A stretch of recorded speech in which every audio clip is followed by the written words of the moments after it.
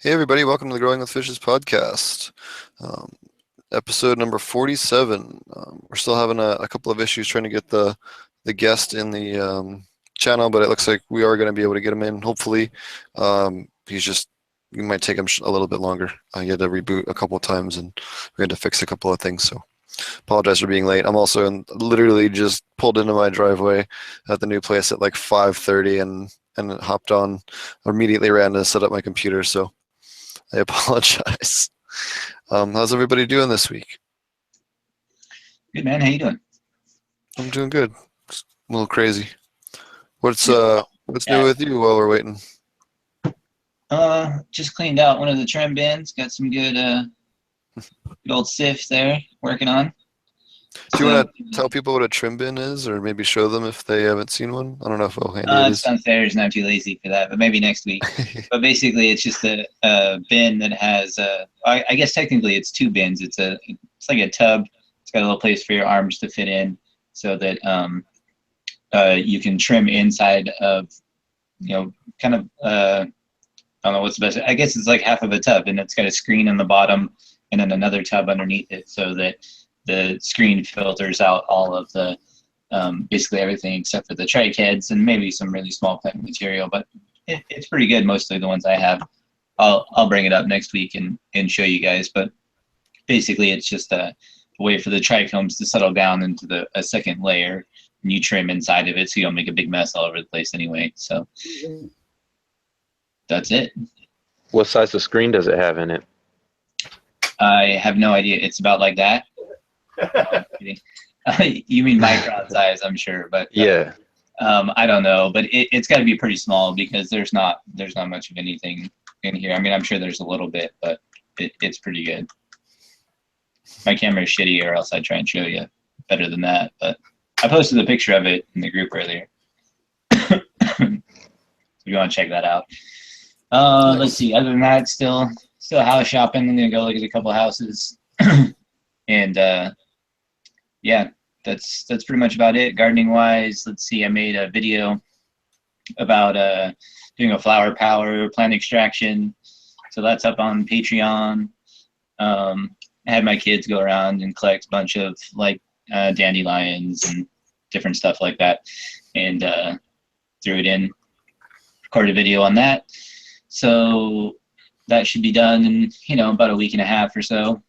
I'll feed that and hitting the girls about twice a week with tea right now, but I'm just in vegging, so not too much going on. Just chilling. Awesome. Hey, welcome, Hogmaster. Sorry about that. No problem. We all have had technical issues at one point or another. I know there was an episode where I think when I was in Jamaica, Marty, you remember that, where my mic wouldn't work, and then when my mic would work, my camera wouldn't work, and then when my camera wouldn't work, my mic would work, and then it would disconnect, and we go through all kinds of crap. And then we had one where neither one of us could broadcast video to it. We still don't know. Oh yeah, that was weird. Like everything worked fine, but neither one of it, like it wouldn't take video or do anything at all. So it's a little finicky sometimes, for sure. That's crazy. I ended up having to use my phone. All things. Yep. Old school. Right? Yep. Sometimes the backups are the best. That was the only thing I could figure to do. So I was about to throw the computer out the window. Well, thanks for joining us. Why don't you tell us a little bit about yourself? I know you were a veteran and had a chance to you served in the military for us, and you had some issues with PTSD and some other things coming back that affected you, and you've really been a really good example of how cannabis can help people, advance and help out, especially with veterans dealing with similar situations. Thanks very much for joining us this week. Well, I appreciate you having me. Yeah, I served for 8 years, and after that worked, and I got hurt at work and ended up getting a fusion in my spine. I have 2 6-inch rods, 6 screws, and they put me on methadone and oxycodone and hydrocodone and for relaxers, and here recently, I've made up my mind that I was done with the crap and decided to go 100% medical cannabis. And I have been almost 4 months clean now. That's impressive. Congratulations. Yeah, congratulations. It was very hard. I mean, don't get me wrong, you're still going to have the feeling of the withdrawals for at least a week to a week and a half, because I went from 250 10 milligram heck, I've been on so much stuff, but methadone, and dwindled it down to 90 within 3 months, and then just cold turkey quit here just a few months ago, and been using oils, waxes, edibles, and smoking, and have no desire to go back to it. And my head's been clearer than it's been in at least 10 years since before the surgery. That's really cool. That's wonderful. How did you what made you decide to turn to cannabis for the to treat that? And I ended up finding some really good genetics through Robert Bergman at ILGM, and I've just had really good luck with the people that are even on there. I mean, there's just so much help. And I've been growing for several years, but just recently started indoor. And it's just the quality is, I mean, that's the number one thing. If you're wanting to get off of pharmaceuticals, your genetics are 100%. They got to be good.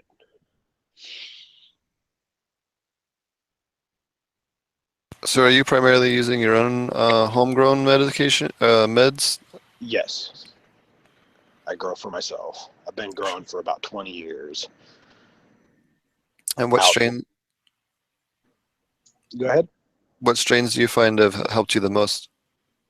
Currently, I found that Chronic Widow, Afghan, White Widow, and what else was there? Bubblegum. Those are 4. And the Super Skunk I've also had very good luck with. I also make my own waxes and edibles, so that helps as well. Sure. Do you want to talk a little bit about like maybe some of the different strategies you use? You mentioned, taking it in several different ways, which I think is important. Do you want to talk about some of the reasons why you choose to do more than just one, like say just edibles or just smoking? I've been just kind of piddling to find out what works best for me. Mm-hmm. And to be honest, I've had great luck with every one of them. Just smoking a number, getting a couple hits off of it, I can tell just a huge difference. I mean, even taking a dab, I mean, it's the same thing. It just lasts longer. Sure. So, but I mean, the medicinal use, regardless of how I ingested, I've had very good luck. Whether it be one of the brownie recipes that I have, I cook my butters for about 48 to 60 hours. And then I have my butter, and it is potent, and it does wonderful. Yeah, that's the great part about butter or infused coconut oil or anything like that is then you can use it in lots of different stuff, right? Yeah, it's been wonders. It really has. I mean, you can even make chocolates. I mean, just about anything you can use butter for, you can make some macaroni and cheese with it. Yeah, green eggs and ham has been made once upon a time. Yeah, Yes, it has. I'm a, It's pretty I'm a good. big, I'm a big fan of green rice. You put that on some tacos. Oh, Wow. you can't do that. Yeah. I'm not kidding. Green eggs and ham is delicious. If you haven't tried it, Yeah. you should. Especially with some blue cheese, complements the cannabis flavor with the eggs. So good. That's funny because I just got some blue cheese at the grocery store today. All right. I I know. I know. I've been. I don't know what kind of extractions are you doing? Are you doing CO2 or BHO or rosin or? Here lately, I've just been using grain alcohol. Okay. Do you want to explain to people a little bit of that kind of method? A lot of people out there aren't familiar with alcohol extraction. Well, uh, there's actually several different ways that I've done shatters with using the alcohol. I've done RSO oils with it, and I've also make. Oh man, there's. Let's see here. I like to use a double boiler method. You definitely have to make sure you have great ventilation no matter what you are making, whether it be with alcohol or the benzo, because this stuff is, you'll blow your house up. So I highly recommend fans and ventilation. Doing it outside. Absolutely, if that's an option, that's probably one of the best. But I like doing the double boiler method. I lay out a 14 by 10-inch glass pan, and I'll actually start out with my cannabis. I'll throw it in the freezer. I'll throw my alcohol in the freezer for 24 hours, and I'll take a stick and kind of like I'm making bubble hash a little bit, get it worked around. I'll put it in a coffee filter, and sorry, I got lost there for a second. For my RSO, it depends which method you're wanting to hear about. If you want to hear how I make my RSO, if you want to hear how I make my shatter, I also make bubble I was hash. actually interested in hearing how you make your shatter from your grain alcohol. Okay, I will take the double boiler method, and I will. It's almost identical to making RSO oil. I mean, it's practically the same, except you're laying it out in a bigger pan and you're cooking it longer, and it'll finally bubble itself out to where there'll be no bubbles. I pull it off, let it set, and scrape the stuff off, and it's a beautiful yellow color. Now, do you do your extraction? You do the whole extraction cold? You were saying, No, I oh wait, no, that was with your butter. You go ahead. no, I use the double boiler method. I heat it up, get it hot, get it all cooked, and then I'll strain it into the bigger pan through a coffee filter, and then allow it to cook off of it. So I'm actually cooking it twice, if that makes sense.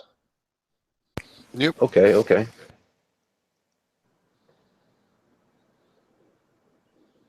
Um, that's really awesome. You don't hear too many people making the ethyl extract. It's definitely safer than BHO, but it does still have some risks. So, disclaimer: we're not responsible if you blow yourself up using any of these methods.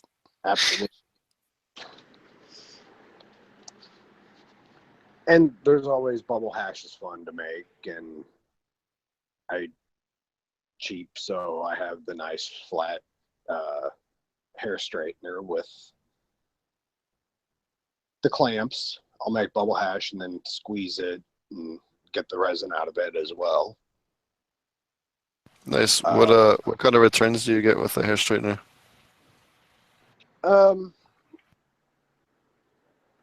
Depends how much I decide to make. I normally only do 1 gallon bag. I have 1 gallon bubble bags, so I don't do a whole lot at a time. I'll do maybe 2 ounces at a time, and I'll get at least 2 grams, 3 grams out of that. I mean, the grade of it, I mean, depends how I end up doing at that time, because sometimes I'll just mix it all together, and sometimes I'll separate the grades also of the bubble hash before I press it.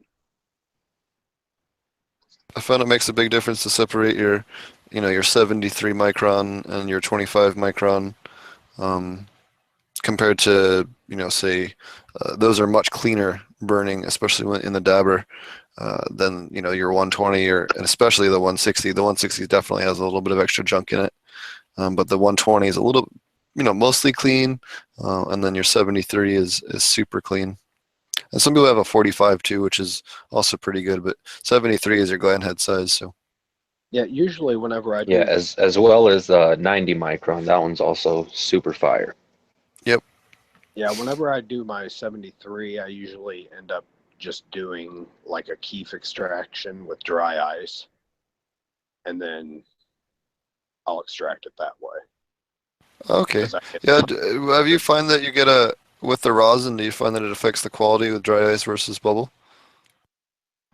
Yeah, I think I can tell a huge difference. I think it's much better bubble than with the dry ice.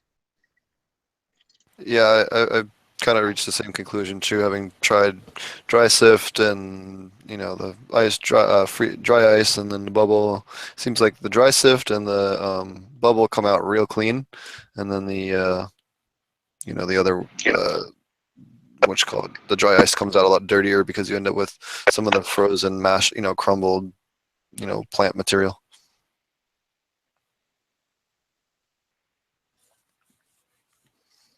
Looks like he's having a mic issue or something.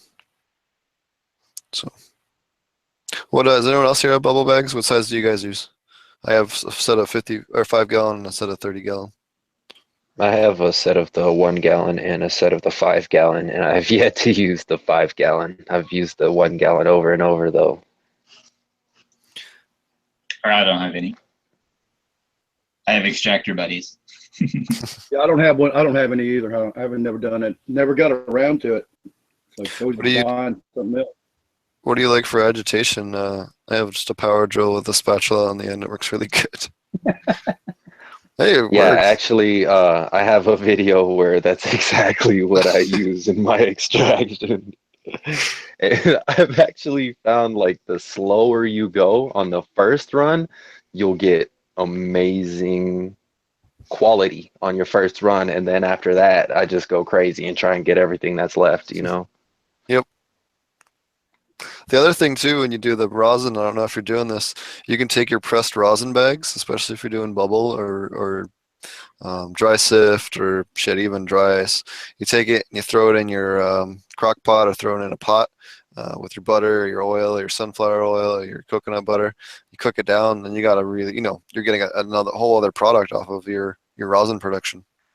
Right.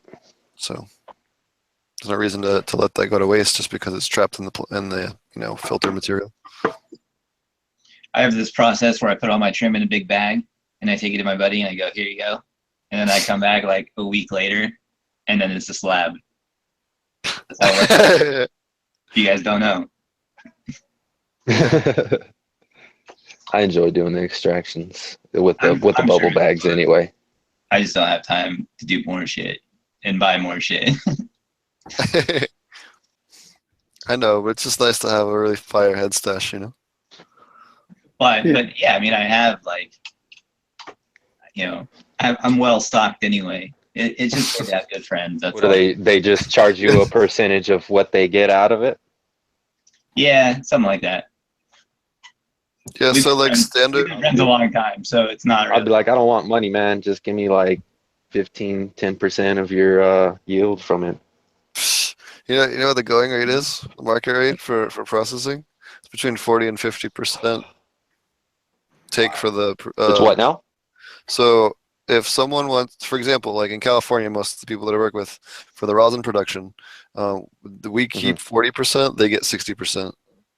Yeah, it's pretty Damn. standard, I think. Okay. But it's nice because then no money changes hands and you don't have to worry about, it's just easier that way. Then you can turn around and sell it at your dispensary to your dispensary or Yeah, I package would. it up and whatever. Hell yeah, I would definitely do that. Especially in That'd be California, where awesome. it's nice and easy to just go to your dispensary. Whoa, Roger. I'm sorry. Ooh. You're double joined. Hold on. Mute your mic, please. There you go. Awesome. Squeaky. Sorry about that. Now we're Okay. good. Sorry about that, guys. I didn't mean I got to. no audio. No, you got audio, buddy. We're there. Hello, hello, hello. It's a good day for issues. I know everybody's having problems today. Roger was working fine. You working, Roger? Can Hello, you hear us? Roger? Can you hear us? I don't think so. We can hear him. We can hear you. Anyways, I'll type to him in chat. Where were we? Shit. Bubble I believe bag. we were talking about rosin. So who we got watching live tonight? It's like Silver Arm 32. He was going to try and join us today. He's going to join us on the show here in the next couple of weeks. We're going to try and get him on as a regular. He's real interested in joining us regularly. For those of you guys who don't know, he's the YouTuber that has the longest running or continuous running aquaponic cannabis channel on the internet. As far as I'm aware, as best as any of us could research. So, Oh yeah, definitely. He's he's always been on doing all kinds of research for people. Yep. Yeah, I think he was the only one that had anything documented when I started as far as cannabis goes. That was, I guess, like 4 or 5 years ago now. But he was he was the only one I could find that was like you saying, continually posting updates and stuff like that. There's some like random dude from like 1992 that has like a half-ass presentation up where he's like, you guys see this? He's like injecting nutrients into the roots and shit like that. It's pretty. What the fuck? Yeah, it's pretty weird.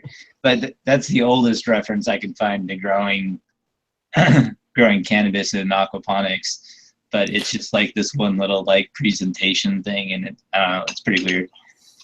There was that other guy. Remember I sent you that article? I was trying to dig up that article again, but I cannot find it. Remember it was like from it was like 96 or 95 or 97. It was from some obscure, it was like cannabis.com or marijuana.com or growboards.com or something like super ancient. It was like this old archived post. And it had a method where this guy was taking cannabis and he was growing it he had some kind of like I think he was using peat on top and then putting the hydro beads underneath, almost like a dual root zone. But then he was taking the waste from his filters and dumping the waste on top. So instead of like a soil layer, it was like a fish shit layer. If that makes sense. Yeah. But the concept was similar. And then he was also adding a little bit of extra potassium into that fish shit layer. I don't think I've seen that one. Sounds cool. But yeah, I could have swore I sent that to you a long time ago. So when we like first started doing the show, I found it. So you might have, and I just don't remember it. I do smoke a little bit of weed. yeah, I posted it up on that Aquachronic Reddit, and then I don't know there was a guy named Cisco from Colorado. Used to be on Aquaponic Reddit Aquaponics a lot, and he like disappeared and like decided he didn't want to have anything to do with aquaponic cannabis or I don't know, something weird. So he's the admin of that group, and I can't get a hold of them to like relinquish it. So I might just have to make a new Reddit group, or trying to figure out like what platform everybody wants to have like a thing that's not connected to Facebook. Because I keep getting a request for like a second social portal for people. I do have growing with fishes.com, and we also have the aquaponic forum over at I Love Growing Marijuana. So maybe that's what we should direct people at least for now. That's Yeah, I was good. gonna Yeah, say I do welcome enjoy everybody. the I do enjoy the forum over there at ILGM. Everybody's real friendly, like Roger's always saying. Yep. Sorry, guys. Sorry I screwed things up. I decided to put my laptop on, and I didn't know it was going to do that. So I apologize. The learning It's okay. experience.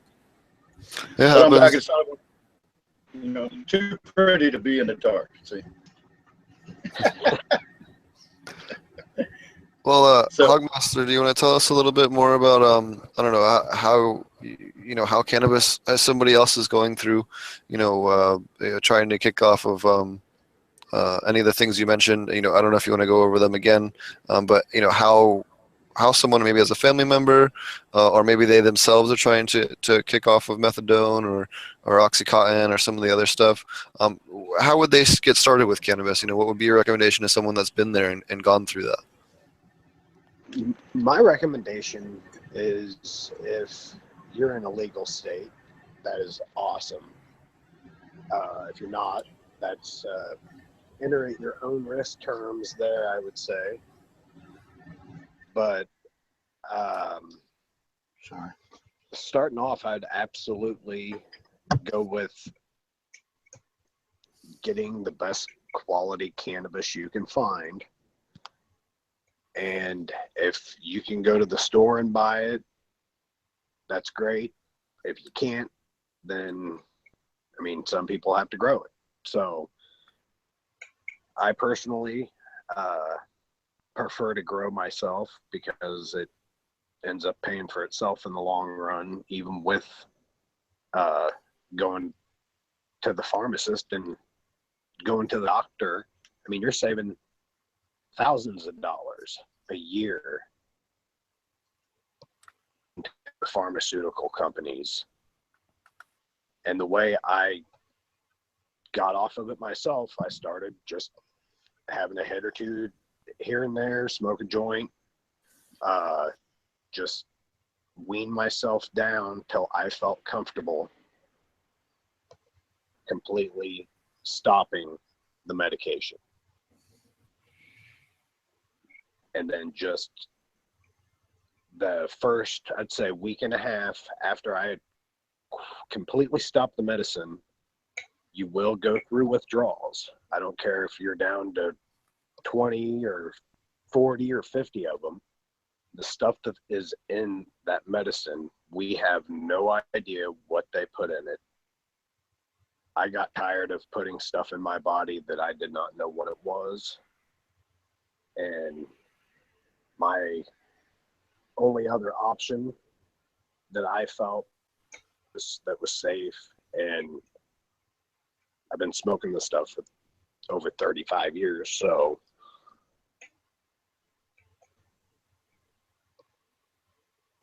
Have you ever had any experience with CBD varieties? yes, I have actually. There's a state not too far from me where I can actually pick that up, and it's only around 3% CBD, but I was fortunate enough to find 5% on ILGM, and I've ordered it, and actually had a request from my mother and father because they want to do the same thing. My mother had breast cancer, has been a 10-year plus survivor, been through chemo 3 different times because the cancer's come back. And with my back surgery and everything they've seen me go through over the last years, they can't believe that I've lost over 100 pounds and stopped taking all that medication, and now they're willing to try it. How many of us can say that our mom and dad want to try medical marijuana? Or something like And my that. mom has never smoked in her life, never drank in her life, never done anything. If she's had alcohol, I've seen her drink twice. And I was shocked because she finally started to wake up and do some research, and one of her actually moved to Oregon and retired because he could get off all that crap and do that up there. It's a legal state. You gotta love that. So, well, and I think that was a big decision maker on her part to give it a shot. So, anything I can do to help them, anybody I can. 'Cause I've been Absolutely. there. Well, it's a legal state despite all the efforts of the state regulators. It's still legal in certain aspects. I mean, there's no doubt. You talk a lot of stuff about, the politics of legalization in Oregon or Washington or any of those. Obviously, I talk more about Oregon because I'm in Oregon. And there are a lot of downsides to legalization that have been put on the growers, and obviously myself included. But you can't make, or I guess you can't discount the fact that still, if you have the ability to walk into a dispensary and legally buy medication and treat yourself without getting arrested, you can, so it's obviously better than what a lot of states experience with total prohibition. You can just drive to Oregon and walk into a dispensary and buy extracts. You can buy, a number of different stuff. You don't have to have a medical card. So especially for people that are looking to try it, especially a lot of veterans, I would think would probably want to, especially if they've never experienced it before, you want to be able to try it out. That's a way that you can get access, where in other states you have to basically risk your freedom just to see if it might work for you. So there are still upsides with as much as we talk about Oregon legalization or California or basically any of the legal states have been sort of shitty for growers. At least for patients, you still get access where you don't have to risk your freedom. So that's a bright spot for Oregon for sure. Absolutely. Yeah, I recently made a trip to Colorado, and I was shocked the price difference between there and what I've heard in California and other places. And What are you? What is your price point you're referencing? I'm really curious on it now. they were doing ounces of sift for $100. Of dry sift? Yeah. Holy shit, that's not bad. And if you were to go buy you'd buy an eighth for $35, get one for half off. Mm-hmm. So Shit, $100 ounce of dry sift would be worth it just to press into rosin and bring it back to them. I got 2 of them, so I was happy. And it was nice because the last day there, they had recognized me from a few other visits, so they were mighty kind on my choices of what I wanted to take.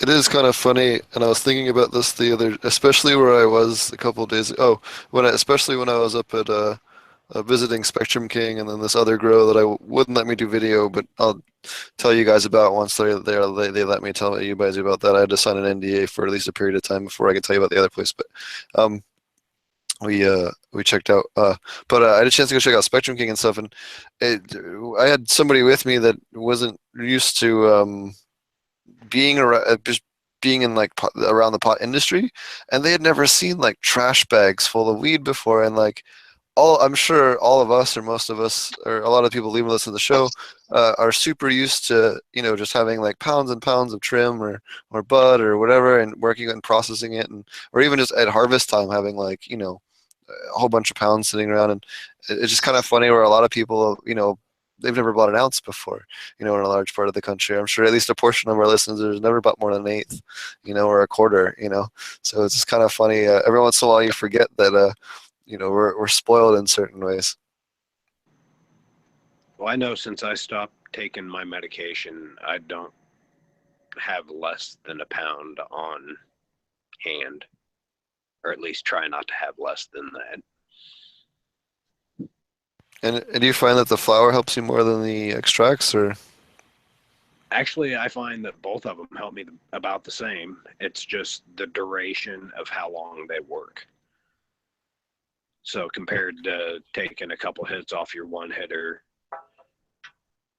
and pulling a dab, you're talking a 2 hour relief to a 4 to 6 hour relief. Or Yeah, if that's you're a heavy awesome. smoker, you take a couple hits every couple of hours and you feel great all day. That's how I Yep. try to stay. Or I feel like me and Marty do just dab all day long. You're lucky enough to have a job where you can do that. I wish I did, So but what you what know, go ahead. Sorry. it just, you get so tired of people telling you what to do. There's ways around stuff, and I don't give a shit who you are. Excuse my language, but if you work hard, damn it, it's a ridiculous law, and everybody knows it, and there's nothing we can do about it, and it sucks. Yeah, absolutely. Especially when you have certain state governments. I know we just talked about, Governor Christie, who they have a mountain of evidence. He even has a family member that has a pretty severe seizure disorder, and the bastard still won't legalize. And it's like, what the hell is wrong with you? Thankfully, they did pass some measure of medical, but they had to go around the governor in order to achieve that. And it's like, what the hell is wrong with you, dude? Like, and this also goes back to when I was ranting against CBD being Schedule One. They're only hurting elderly people and children and super severe severely sick people and just people that fucking need it. See, and I can tell a difference between if I just take CBD oil for a day. I mean, you get a little bit of a cerebral high, but you're not getting all stoned out because it doesn't have the THC. But the medicinal use for it is, I mean, it's just as good as smoking a joint. I mean, for me personally, I get the benefit either way I go. I just prefer to smoke it because I like having both benefits.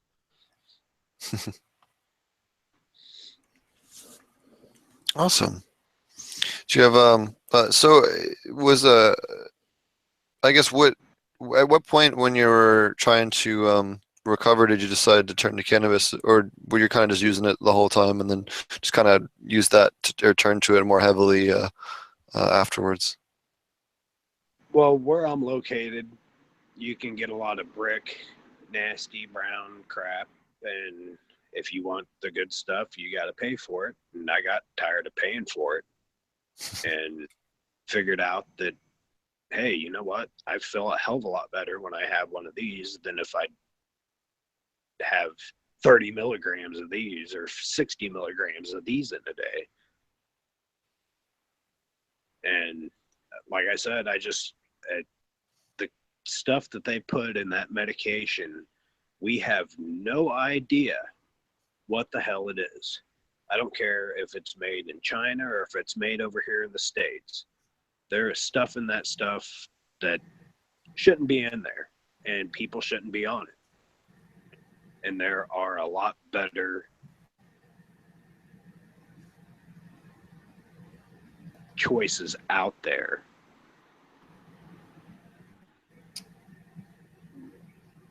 And cannabis just happens to be the one that I think will shut the pharmaceutical companies down. And we've seen that. In fact, the what was it? New Mexico. They applied for there was a big rehab group that was still is widely using cannabis oil to treat people coming off of opioid addiction, specifically because it won't solve your cravings and stuff, but it definitely makes them easier to deal with. I had a friend of mine that was addicted to heroin when I was a teenager, in my early 20s, and we locked him in my extra bathroom, and there was a window on it. We could feed him through it, and he couldn't go anywhere. And we locked him in there. We gave him all the weed and all the food he wanted for 3 days, and after that, he made it through at least the worst of it. There was a little inflatable mattress in there and everything. It was a pretty big bathroom. It's not like a powder room or something. But he had everything he needed. We were cooking him 4 really nice meals a day, and then we helped him get off of it because he was a good friend of ours. And sometimes you have to do something like that to help people. But when you have something like cannabis or something else that you can use to calm it, I know I have a really good friend of mine that runs Get Ibogaine. Ibogaine is another great option out there for people that are trying to kick opioid addiction. It will chemically block the receptors from getting high, so you can't. The person smokes it and they simply can't get high. Now they're going to be pretty sick when they smoke it. It'll make you vomit and make you nauseous, and it's not the most pleasant thing in the world. But it will fix the problem at the end of the 4 to 6 hours it takes to wear off. And I've had to save a couple of friends of mine's lives. I also know that other people use kratom as well. To help treat their opioid addiction, which is now, they're trying to make that illegal. I don't think they have yet, but it's kind of ridiculous that they're just attacking the stuff that's actually helping people. See, and I've actually tried the kratom, but did not have very good luck with it. You got to choke that nasty shit down. It's easier if you mix it with a little bit of orange juice and some iced tea. That'll maybe a lemon in there. It's pretty nasty. I still have trouble. I have a friend of mine has a little tree, and I don't know. We'll see if it lives. He picked it up a couple months ago, but yeah, it actually comes from a tree, and the potency changes based on the time of year that you pick the leaves. So, Yeah, it's kind of a strange plant. It is definitely a strange plant. So, but yeah, if you're trying to kick it, it can definitely help. Well, at least help some people. Not everyone though. I knew someone that got addicted to opioids after a motorcycle accident and been using them pretty heavy for 7 to 10 years. Yeah. And his liver was given out, and he ended up turning to kratom because it was an alternative. And he now just drinks 4 strong cups of kratom a day, and it helps him with his pain and weaned him off of the opioids. So that's awesome. Any story hearing somebody coming off of that stuff is great, no matter, as long as it's healthier. Yep, I know. I had my jaw busted up. In fact, that's kind of why I grow my goatee. And my jaw busted up real bad when I was a teenager. I was going to I was practicing to be a BMX rider, and I used to go to the skate park every day. And I went off the top of this ramp on the street park, and flew up, and this rollerblader slammed into me and landed chin first on the coping, busted out the whole big chunk of my front jaw. And they put it all back together. And I woke up in the middle of that surgery and damn near choked the doctor to death. So that was kind of fun. But they put me on codeine. Yeah, woke up in the middle of the surgery. My mom heard screaming. She goes back. I got my like death grip on the dentist, on the oral surgeon's throat, and they can't get my hands off of him. I was like 13 at the time, I think, if memory serves me right. And they took 4 people to pry my hands off of his neck, but he was like turning blue. It was awesome. As my mom told me all this, because I just woke up. I don't even remember any of it. But anyways, they gave me codeine, and I know coming off of the codeine for all the pain and stuff was the worst experience I've ever had with drugs by far. It made my skin crawl, and I don't wish that on anybody. That's just the side effects from the withdrawal were insane. And the anesthesia could have had a lot to do with that as well, because that Yep. stuff is just as bad as anything else as far as I'm concerned. Yep. In fact, when I twisted my sacrum inside my pelvis back when I worked for the aquaponics source, I fell on the ice, and they wanted to get me immediately on opioids, and I was like, fuck no, like I'm not going through that again. So I was taking 1 to 2 2,000 milligram Reese's cups of 2,000 milligram THC, and just laying down and relaxing because that's a heavy dose. Most people are taking about 100 Yes. milligrams, 50 to Super 100. sedating. That would have me asleep for about 10 hours probably. Well, I do about I 5 could to sleep for, function. yeah. So at one point I was taking 4 a day when I was going through physical therapy. So, Wow. but it gets you through the pain, and you're still relatively functional once you get kind of used to it. See, and what pain's really there, you can still kind of feel it, but you Yeah. don't care. Yep. Or you won't It's overdo like- it. A little bit of pain's good. You want to know if you're going to hyperextend it and make it worse, or if it's inflamed, you don't want to make it worse. So that's why a little bit of pain is okay. You don't want to totally numb yourself out. You might do something else by accident to yourself and not even realize it. I've done it. Exactly. Isn't Absolutely. it funny though how when we were younger, we all we go to the doctor and they would give us Tylenol with codeine and we'd get pissed off. And now we're talking about how we never want to do anything stronger than Tylenol with codeine again because that shit ruins your life. No, I don't even do codeine. Fuck codeine. Like I don't even with that. I'll just do it has to be pretty severe pain for me to train to something other than cannabis, and I've had pretty severe back pain, and if I can treat that with cannabis, it can't be too much more that you can't treat, Well, at least pain-wise. like I said, I have those 2 6-inch rods, 6 screws in my back. One of the screws is actually broken in my back. Yikes. Another screw is 2 inches long and it's bent in the bone somehow. So whenever that stuff started rattling around and I went in and had the x-rays done, they couldn't believe that I was still standing, and they wanted to go in through the front of my stomach and brace the front of my spine. And I was like, you guys are no way. Hell no. I will deal with it. And I've dealt with it for 8 years.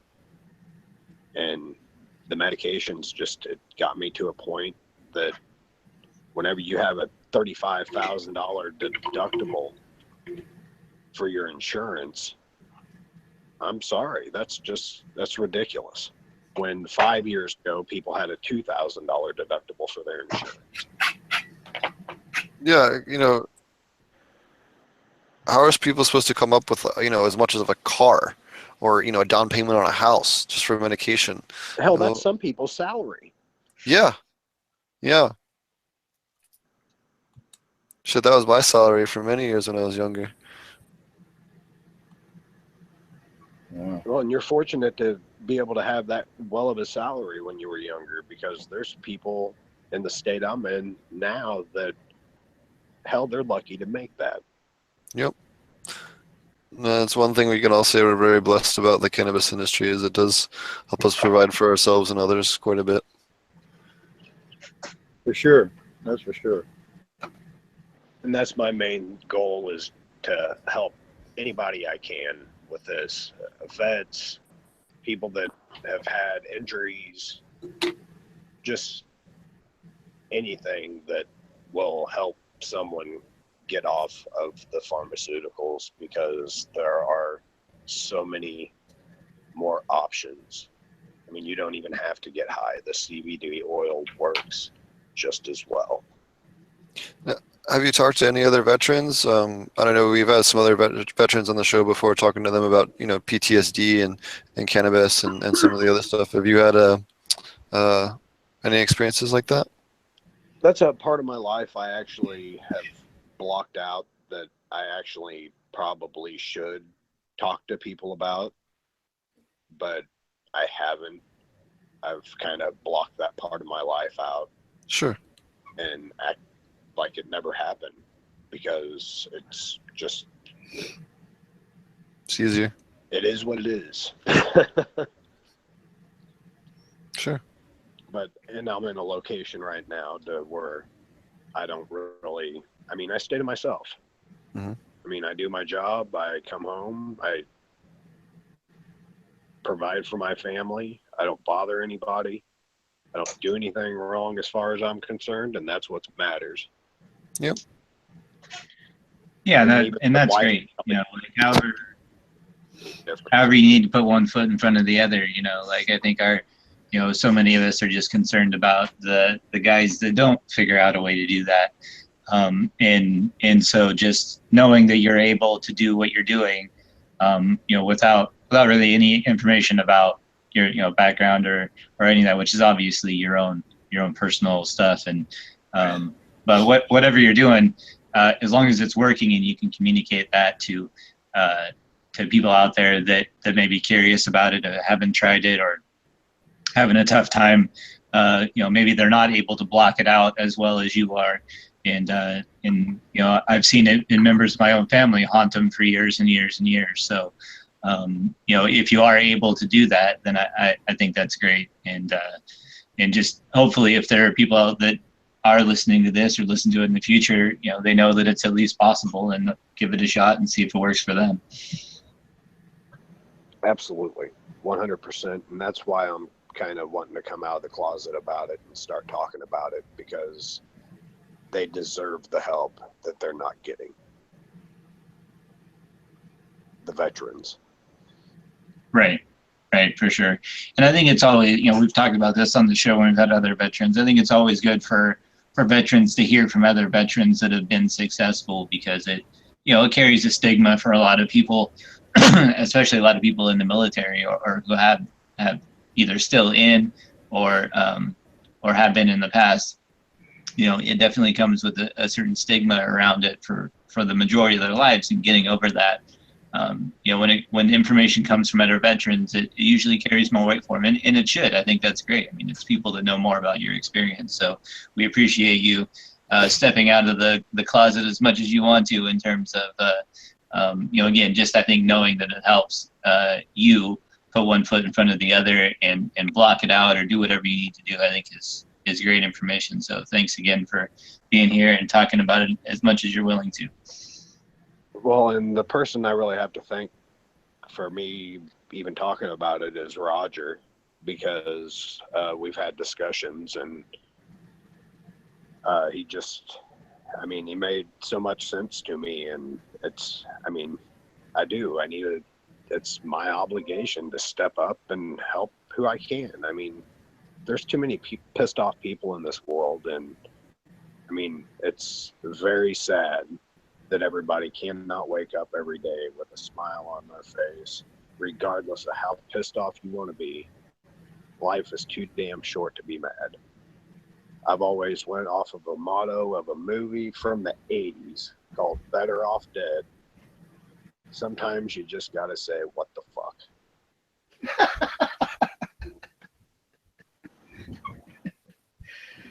Yeah.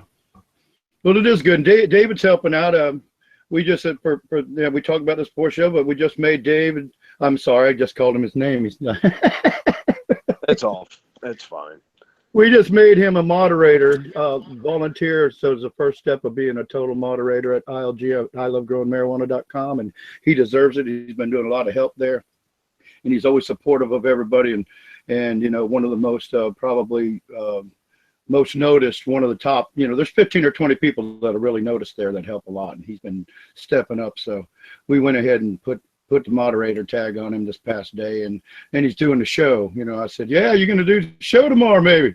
And so he was excited about that. And I'm glad that we're, you know, that Robert and them built such a great community for us to be in and be happy to be there.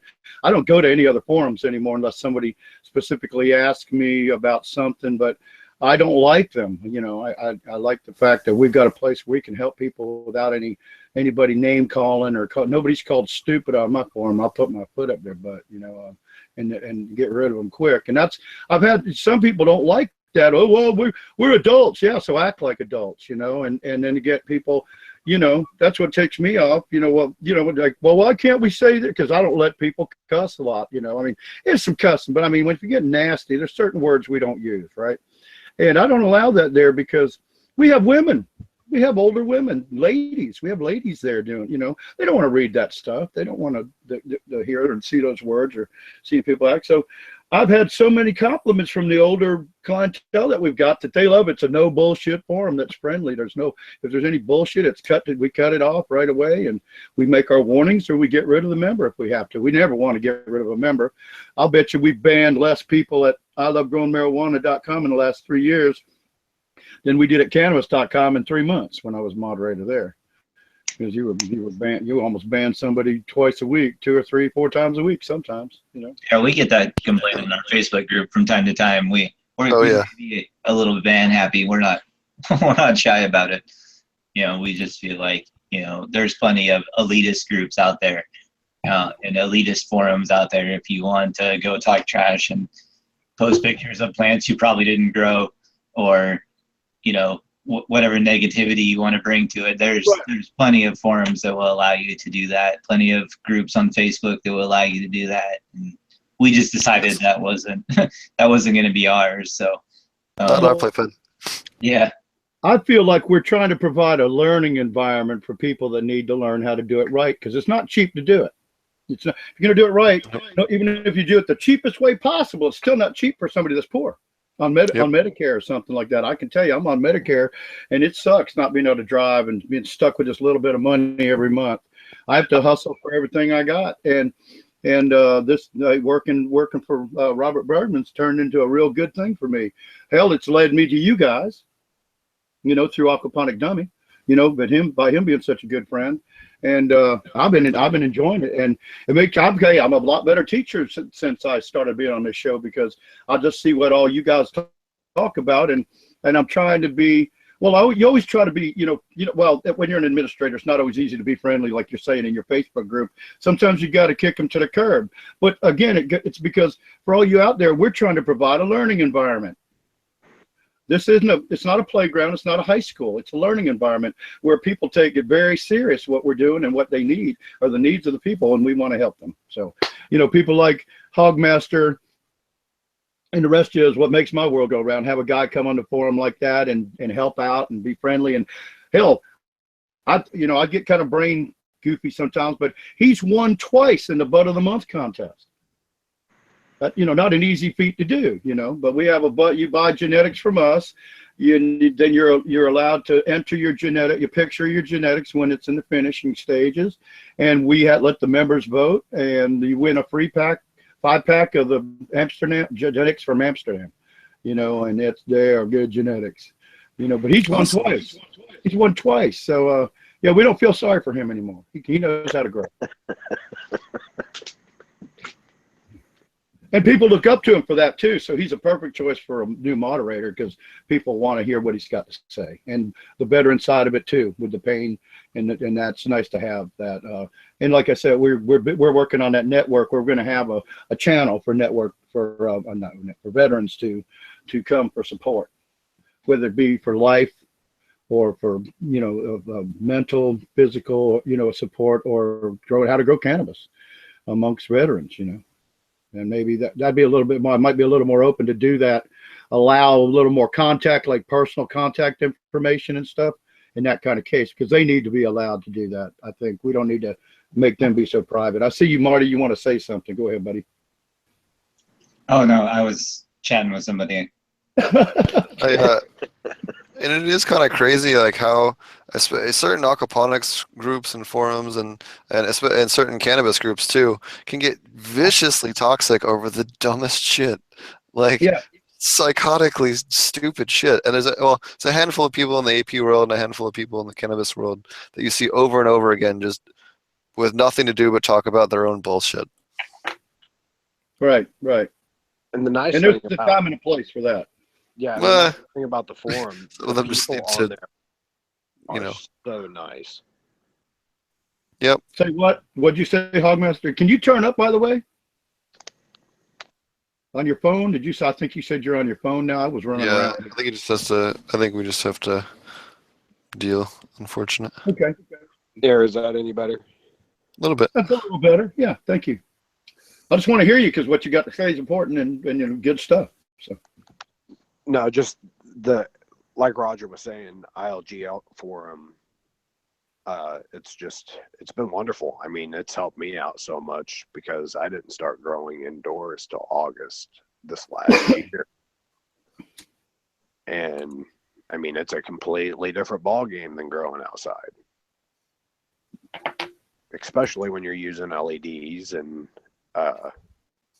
hell, I didn't know anything. I just started buying stuff and ended up running into the forum right about the same time all my stuff was showing up, and ordered some genetics, and they've worked very well for me.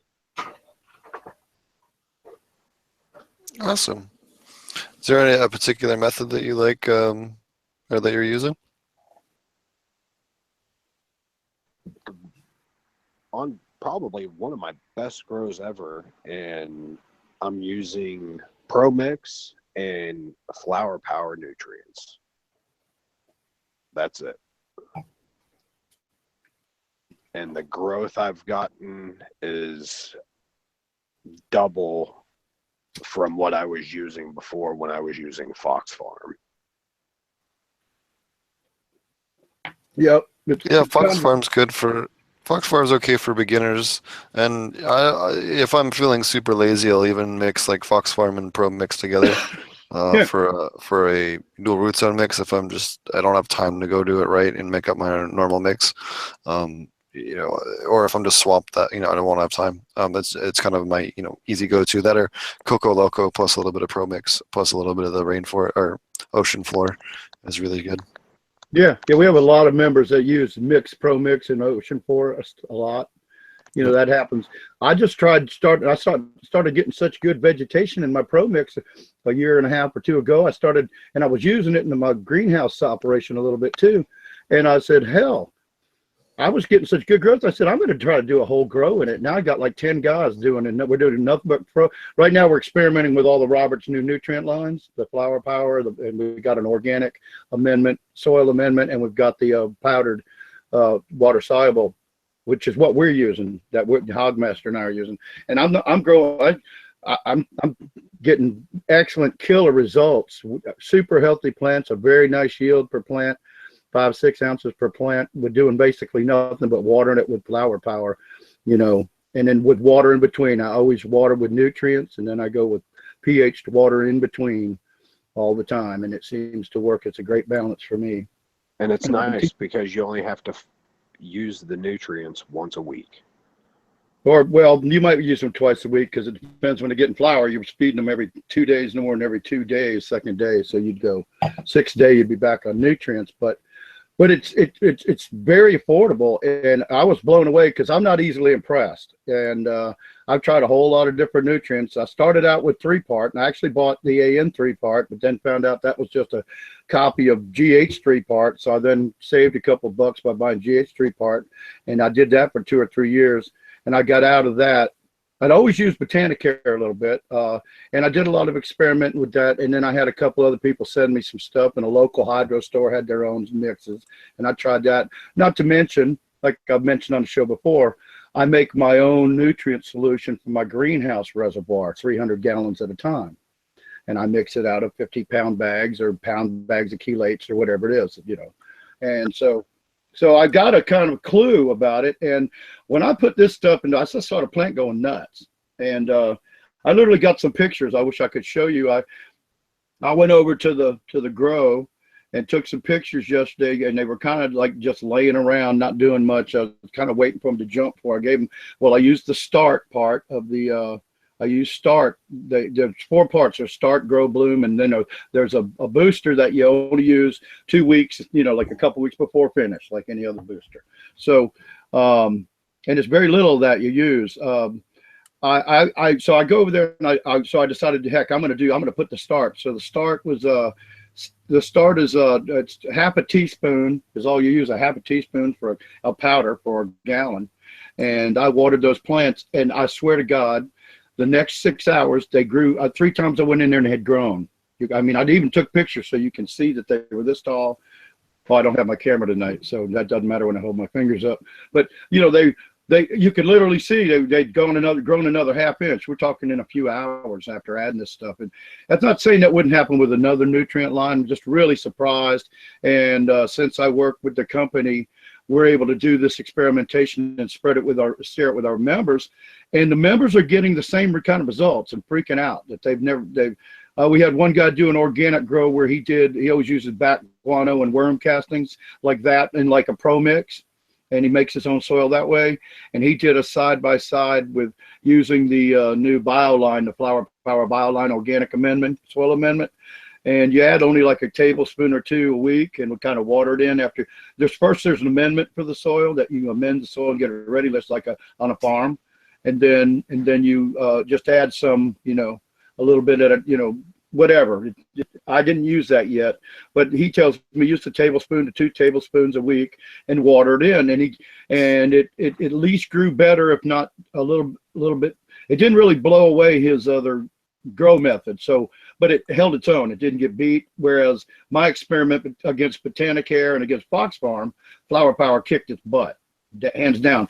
And I'm with you, Steve. Yeah, Fox Farm's great if for somebody wants to start off growing. I usually recommend people to use it if they are the ocean forest guy, because we know ocean forest is great stuff to start with, but after a month or so, it's depleted most of the minerals. You got to replenish those minerals. So why not just use Fox Farm that's made for Fox Farm? That's like, I play a Fender guitar.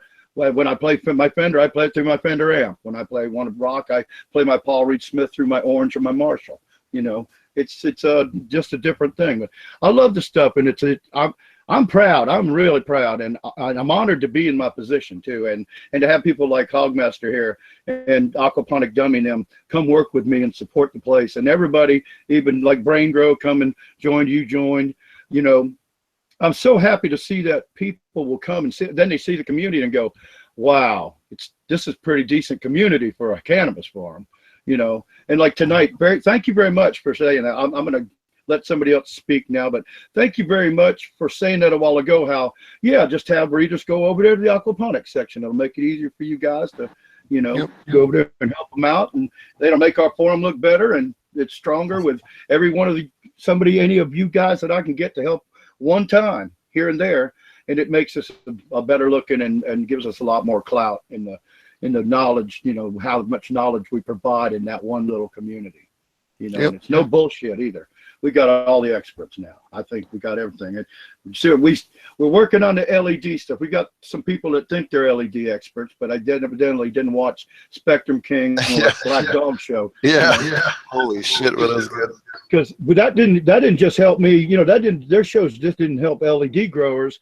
Just the conversation about the light, the blue light, the white light, because I've been preaching the metal halide thing. Because I still believe in, if you start out with metal halide. Well, I like the T5s. I fell in love with them when I finally bought them. But, I believe in the metal halide. I'm not such a fan of going all the way through, but I can say this. I wouldn't be against having my metal halide in a high pressure sodium, like a 400 metal halide I might use in veg, and then turn on a 600 high pressure sodium right next to it in flower and have them both on. And that, I think you get really good results with that full spectrum of HID. Because I'm still it took me forever to get digital. I used to build my own magnetic ballast, 1,000 watts. I'd salvage 1,000 watt ballast off of eBay for $50. And I even bought, Better Grow Hydro out there in California, don't you? Better Grow Hydro. I we lost Marty, I think. Yeah, Marty had a deal with, he's got babies. Baby Agro. All right, Marty. Goodbye, Marty. But make sure you guys visit Marty's channel at AP Beds. But it's really nice of y'all. So I'm very proud to be a part of this panel. I'll be honest. Sometimes you don't always feel like being locked down to doing something. I think we're all free spirits for sure. And but even when I don't want to necessarily go, then I sit down and do the podcast and I feel great the whole way, and I feel great afterwards. And I go, damn, I'm glad I didn't miss that, because that guy was great. I learned a bunch of stuff tonight. And anytime you teach an I've old learned dog a so new trick, much. you're doing good. Huh? The last several weeks that I've been watching the Monday night show and the Thursday night show, I even went back to the very first show, and within the first 45 minutes, there is so much information that you got covered. Yeah. That is vital. You pretty much get an excellent Just summary of what the dual root zone and how the high aquaponic methods of AP and meds and potent ponics are by listening to the first half hour, 45 minutes of episode number 1. If you've never done it, before you listen to anything else about cannabis, and if you're interested in aquaponics or just really learning more about the science and the measurement of what you're putting in your plant, just start with episode 1, because the first 15 minutes, it basically explained the dual root zone, and it couldn't get any better explanation. It was right from the beginning, like you should have. Because blown away, you actually went right into what you were doing, and like, boom, I was like, wow, so we've come a long way. Huh? It's great episode number 1, guys. Yeah, you guys have many great episodes, like the LED show last week. That incredible. The Mammoth P show, another one. Just the information is incredible. Yeah. And I appreciate it. Thank you. That's a lot your hard work getting to know these people, being somebody you actually knew. We see now some of you out there are new, or so I don't know if you know, but I don't even really know that much, but we've talked, and I've talked with Dummy and all, but Steve is kind of known out there, and it's amazing. People come on this show that don't go on other shows. This is a show where you get owners of companies, and it's like, wow. I mean, some of them aren't a whole lot different than us, but they're already made it. They're already in the hydro stores. They're already in all the online stores. They're being sold. There's a name. Their known name. In fact, you'll love this, Steve. Hogmaster here. He was already using Mammoth P before the show. All right. See, so and then that helps me to teach too, because I don't have time or the money to buy everything out there. Now, some of these guys promised to get me samples, and I haven't gotten around to getting that done yet. And I will be glad to get it and use it just like you guys did. But the fact that you used it and still use it, or like some of these products, that goes a long way to you young people out here. If this guy likes it, then it's probably pretty good for your plant. Because him and this whole panel, Brain Grow, and all of them are pretty picky. This aquaponics, you get a lot more picky, and you learn a lot more about breaking down what you're putting in and what creates what, as far as minerals and the changes of chemistry in the reservoir. It's a really cool science, and it's actually surprising that it's really so much more detailed that you don't have to take everything from it, but there's a lot of things you can take from it. And it applies to hydroponics big time. And it'll let you understand hydroponics a lot better just by listening to people talk about aquaponics, because of the extra steps they go through to keep their fish alive, because that's what the whole thing's about. Keep the fishies alive. Don't Cameron, shut up. Yeah, one other, just to touch on this, one other aspect about aquaponics that you're pretty much forced to learn about microbes whenever you start aquaponics. So that's another plus side to it. You really start learning about the microbes you have to establish when you start cycling a system, and then once you move along to dual root zone, then that kind of piques you to start learning about the soil microbes that are present as well. So that's another thing I really enjoyed about it.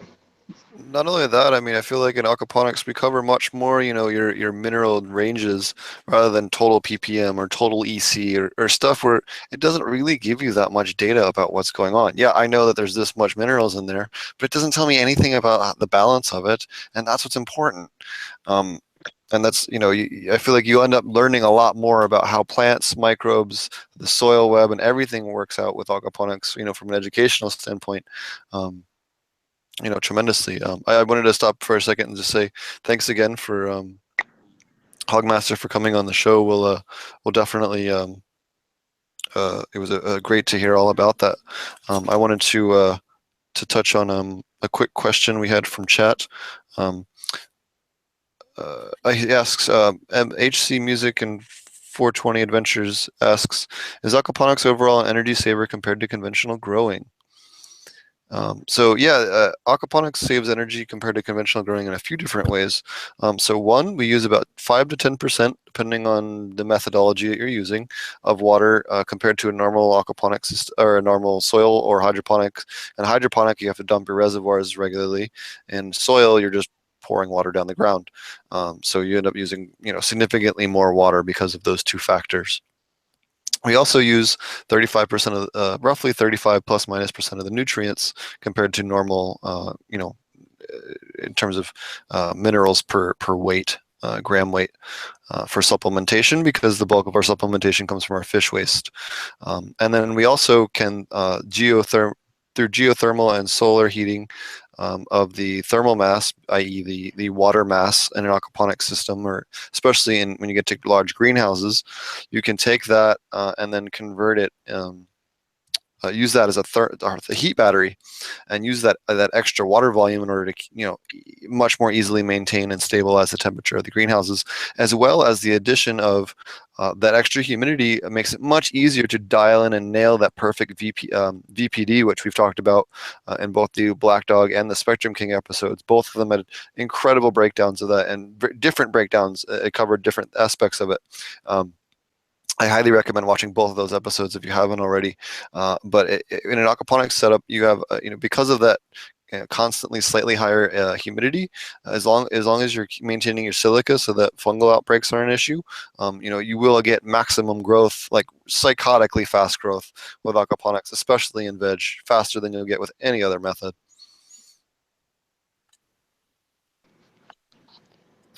So I hope that answers makes the me question. He had one other question I was trying to find. So if anyone else has any questions, always feel free to ask questions in chat. We might not get to them right away, but we will get to them, at some point during the episode. Well, I know me personally, using microbes in my soil grows, and now in the Pro Mix, you can tell a huge difference in the root structure with using the microbes. Oh yeah. That, and especially things like lactobacillus ferments. I know we've talked about different labs, Marty especially, and then labs, you got things like moringa or spirulina, or you can even add dandelion cuttings or comfrey. All of those are great things to break down and have different components that will boost your plant growth, when combined with things like lactobacillus. And it's really cool to even using lactobacillus, something like lactobacillus, to treat root rot, for example. Lactobacillus loves to feed and boost the growth of trichoderma. Trichoderma will actively hunt down and eat and destroy root rot. It's one of the things they enjoy eating as far as a microbe. They're basically a predatory one.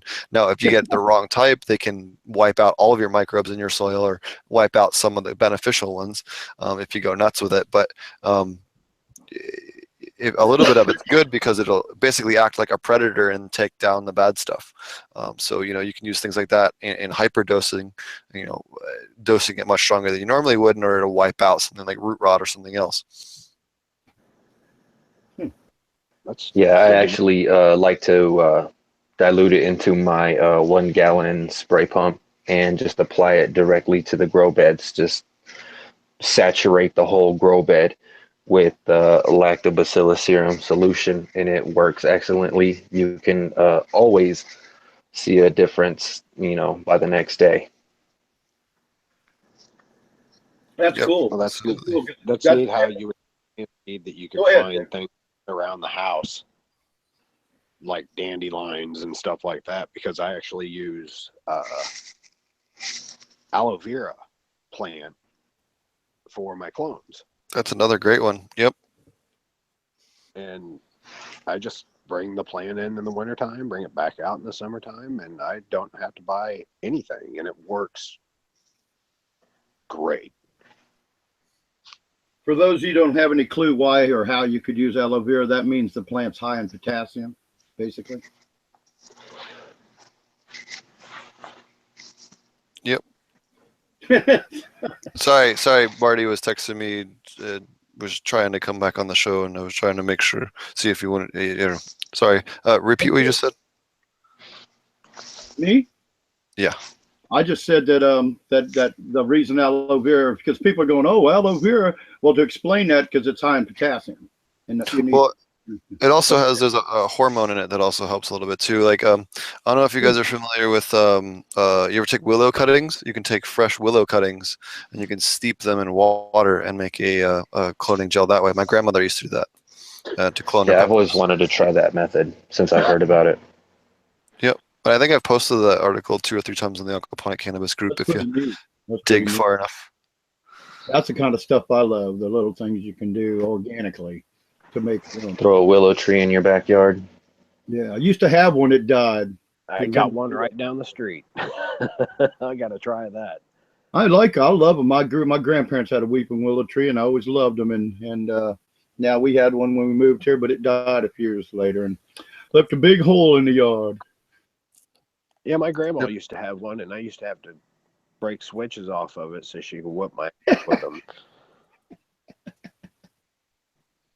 Not to go off subject or anything, but yeah, that's the only bad memory I have about it. Bad memory about the whipping willow. So Marty's coming back? He's trying. He said he might be able to come back here in a few. Oh, cool. So did we address all the questions in chat? Did you find that other one? Was there another one you were looking, or did you find it? I'm doing that. No, we had one. Another question is cannabis a cleaner product, or aquaponic cannabis cleaner? And yeah, I mean, it has a much smoother flavor, and because you're using much fewer nutrients, they're all coming directly from the fish or the microbes immediately rather than it coming from a mineral salt. You get a much better flavor and much smoother. How well do amino acids work?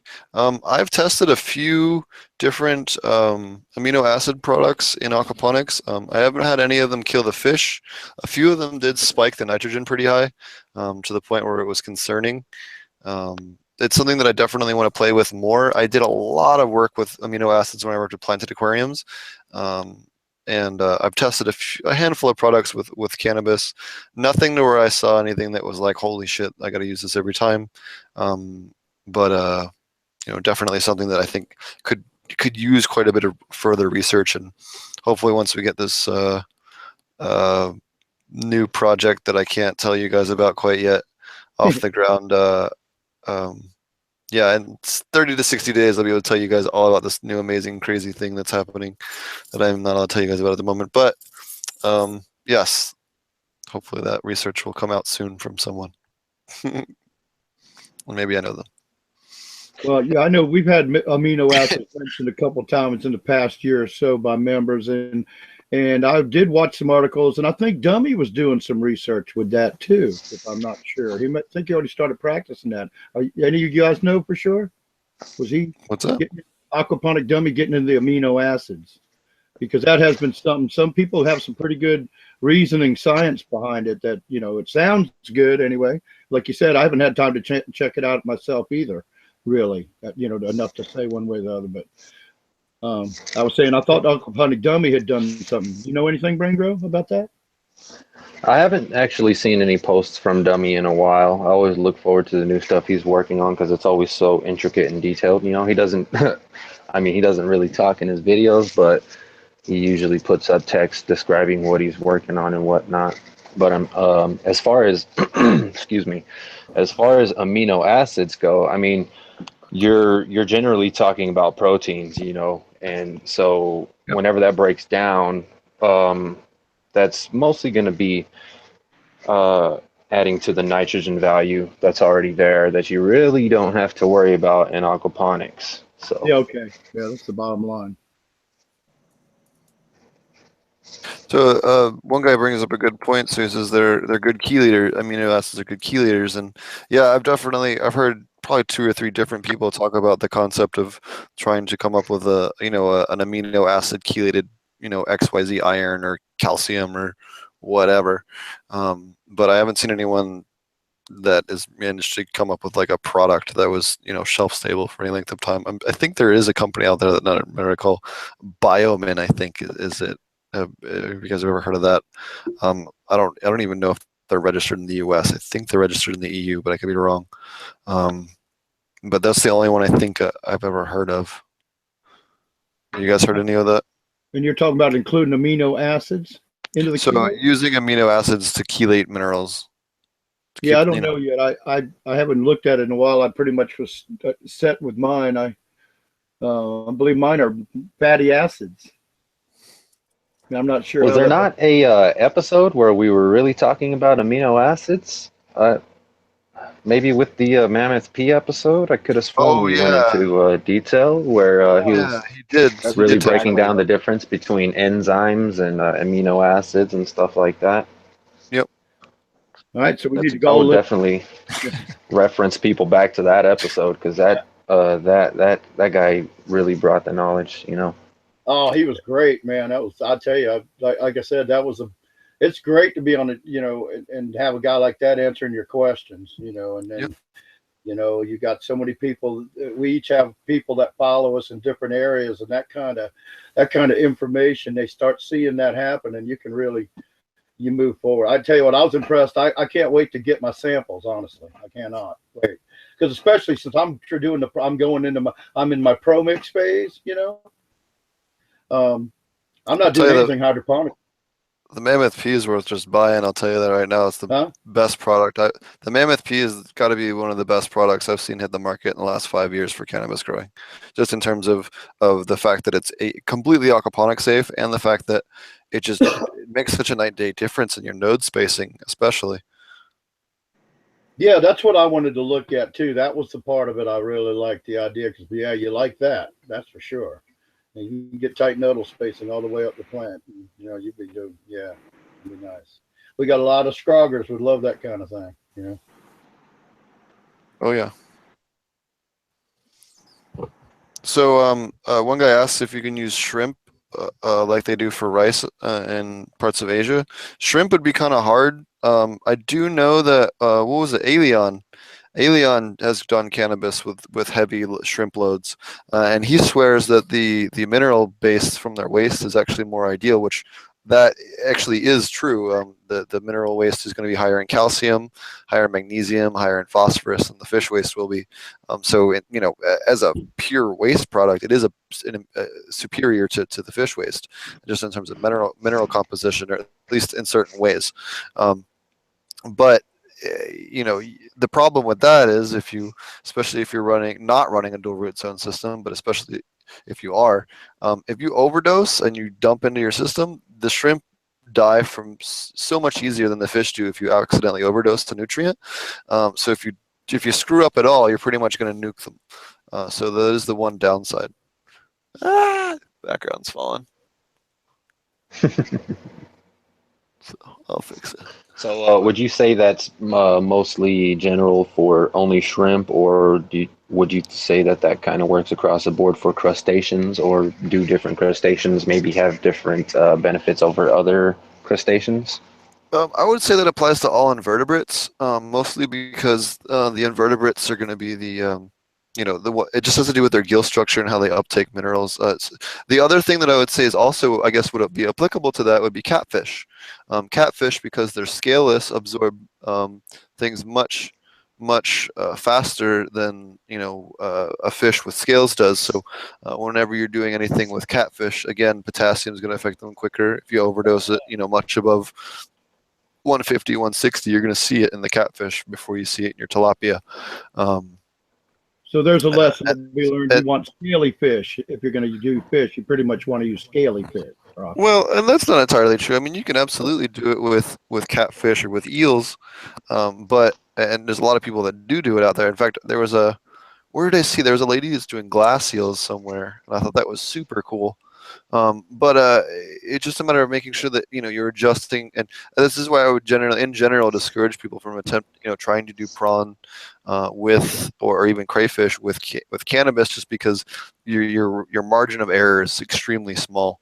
So if you do screw up at all, you're going to pay for it, within an hour or two. Wow.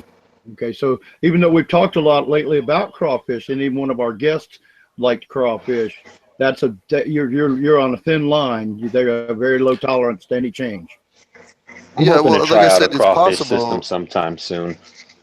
It's possible. You just have to make sure that you're You don't much screw more careful of. Yeah, I mean, I would definitely not the beginner species. How about that? Okay, there you go. All right. Once you have your system dialed in, you might be able to do Yeah, something like I mean, your crop jack. easiest ones are going to be koi, carp, buffalo, goldfish. Anything in the carp family really are going to be the easy peasy. You can do ones with like mollies and swordtails and guppies and just have 1,000 of them or whatever. You can order them pretty cheap if you buy them in that kind of bulk, even from your local pet store. So, or that's another thing that I tell people all the time: partner up with your local pet store. If there's a freshwater fish that'll happily grow and breed or grow out in a system that you're having, and they want that, or it's high demand for that particular pet store, grow it for them. Turn a profit on that. It's going to get you more money than the tilapia will. And it's not the same kind of situation as if you were trying to sell it for somebody to eat. There's less regulation in there. Yep. Absolutely. Yeah. In fact, I tell this to cannabis growers all the time when they're contacting me about business stuff, and they're saying, "Hey, what fish should we use if we're thinking about doing an aquaponic cannabis company?" And I tell them all the time, start with koi for the first year. Go get a bunch of butterfly koi and grow them out, because you can't. They're damn near bulletproof.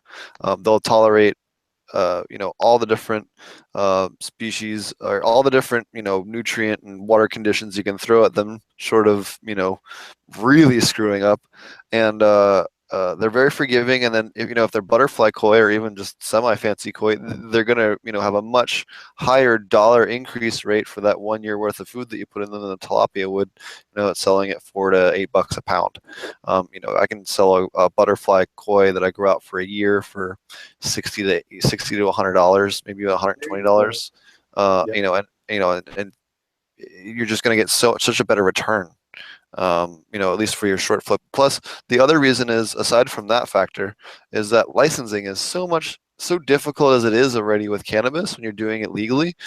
I can't tell you how many times I wanted to take a hammer to my own skull because of some change in permitting laws or whatever else. I know that they've totally basically damn near, not, they haven't totally stopped, but they've definitely slowed down the progress of one of my projects I'm working on now to about 5% of the speed that it was progressing at about 3 weeks ago, because of a recent change in regulations in the state, or where it's at. So it's totally out of control, and they gotta bring, for the investors' sake and everyone else's sake, they gotta bring some level of normalcy to this. But with all the regulations you already have to deal with, if you're trying to do the tilapia and you're going to sell fillets and stuff, you need to get a meat packing license, a meat processing license, both of which require like regular food grade inspections and all this other stuff. Or you can just get a pet trade license for $150 in most, or less in most states, and just sell fish as pets. You know, it's cheaper and less bullshit, and less regulations and less inspections and blah blah blah blah blah blah. So for those of you that are thinking, yeah, but I wanted to eat the fish, sell the koi for $80 and go to a fine restaurant and eat some fish. Yep, that's pretty much my advice. And that, or the other one that I would recommend that are pretty hard. Oh, tilapia are pretty good. Perch are also pretty hard. Sometimes in the beginning they can be a little bit to adjust to the system, but I've run them on pretty high nutrient systems pretty successfully. They also love that 68-degree temperature that is perfect for the oxygen level for your cannabis, and temperature range for the fish, 66 to 68. 68 being kind of the ideal split between the plants and the fish and the microbes. So if you're thinking about what temperature you should set your heaters to, set them to 68.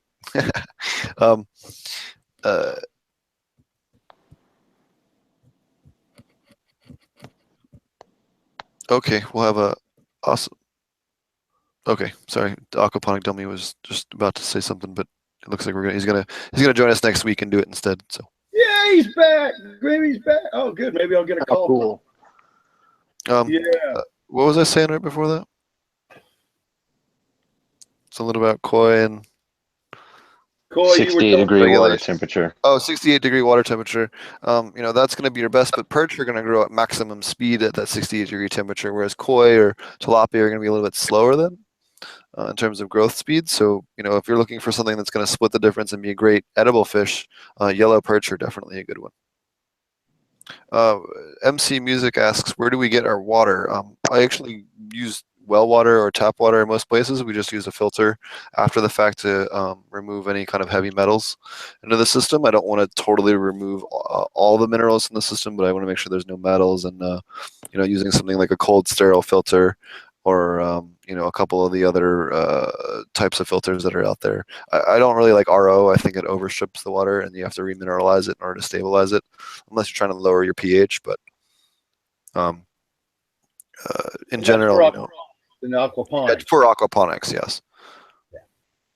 For hydro, it's great, but yeah, because you want to know exactly what you're putting in. Yeah, for hydro, RO is the way to go. Yeah. You want minerals in the water when the water you use for aquaponics. That's what I'm getting from. Yep. You want the carbonates, and then you want some of the trace minerals that are found in your tap water. Like you want the copper that you're getting through your piping, because your plants need 0.3% 0.3 ppm copper in order to do their properly process the rest of the minerals they uptake. So, a tiny amount like that will come in through your tap water, and that's great. Otherwise, you'd have to dose it. And if you overdose that, you're going to kill your fish instantly. And then I like to use rainwater myself, and then I mostly rely on Korean natural farming stuff that I make on my own to dose pretty much anything I need. I don't know if plants take up copper, or if there's any certain plants that Steve would recommend that chelate copper and take that up. But so, as far as copper goes, I don't know any off the top of my head, but there are certain plants that you can use to uptake, like avocados or cabbages, or a couple of other plants that love to uptake salt, sodium. They'll happily pull sodium from your system. And then someone asked about fluoride in chat. What the hell broccoli? What's the broccoli family called? Broccoli, kale. Begins with a B. Brochius. That broccoli family. I can't think of the name. I'm trying to remember the genus. And I can't remember it at the top of my head. I done a dab, and I've been driving all day, so I'm a little bit brain dead. You guys, Steve was doing his show tonight because he loves all y'all in this show so much, and he drove all day moving today. He drove from his old home in Southern California to his new home in Northern California, and he's doing the show. Here we go. All right. Thank you, Steve. Thanks. Yeah, I literally pulled into the driveway and then grabbed my laptop and ran to the modem and was like, "What's the password?" I had actually have Roger help me put the show together today, but yeah. So anything in the brachia. Thank you. Brassica. Any brassicas will happily pull up fluoride, and then when they pull up the fluoride, they break down the fluoride into 3 other compounds, but they're way better for you after it's been broken down. It doesn't accumulate fluoride; it breaks it down. So it will pull it out of the water. And the cabbage family. Brassicas. So broccoli, mustard greens, kale, any of those. Collard greens, cauliflower. Yeah.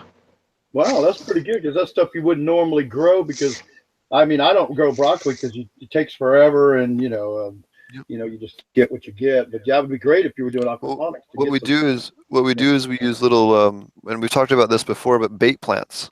So if you want to do something like that and have them actively in your cannabis system all the time, use them as bait plants. Plant a couple of little veggies, and even put them in party cups and stick them around at the bottom of your grow, just enough where they can get a little bit of light, and where there's a little spot, spotlight them or whatever. But sit them in there, and because they'll act as a bait for insects. If you get insects in there, cannabis is hard to digest for most insects, with the exception of spider mites. And even they will, if you give them something they like better, they'll jump to it. So something like chamomile, or young broccoli, young kale, young cucumbers, Sugar snap peas are another really good one where insects Oh. love those and much prefer them, and they're easier on the insect's digestive system for them to attack that. And not only that, you'll know, okay, in the far right part of my grow room, I have a couple of this kind of bug, but it doesn't look like they spread to the rest of it because they're not on any other bait plants. Aside from looking at the plants themselves, obviously, but it gives you basically an idea of what the infestation level is, and then what type of insect you're having. It also helps draw them off of your girls so that you're not just physically pulling them off of them that way by giving them something easier, easier option. It's like if you can go get steak, the best steak or whatever, if you're vegetarian, Ethiopian spiced pumpkin soup, or just the best food you can think of, or you're going to get McDonald's every day. Of course you're going to get the better meal every day, and the one that doesn't make you sit in the bathroom for half an hour afterwards, like, so. And it works really good. And you can get a pound of chamomile seeds that'll last you 5 years worth of cannabis growing for, I don't know, $12. It's so cheap, and such a cheap control method that and I found it works extremely well. And you know what? If you don't get any bugs, you take them, you transplant them, you put them on the edge of your grow room, and let them continue to act as a bait plant, but grow them out. You don't have to compete with space for your girls, unless you're going a complete scrog or something like that, and you're really just is zero light underneath. But even then, putting a few young plants that are stretching and kind of weak, again, the plant's immune system is weak from lack of light and not really doing super hot. The insects are going to, again, prefer that over the cannabis plant because it's an easier target. Its immune system is going to be weaker. It'll be easier to get attacked by the insects. So they're going to pick the easiest target. Yeah, it's not always, good. but not 100% of them will. But it helps quite a bit. And that's the whole idea behind integrated pest management.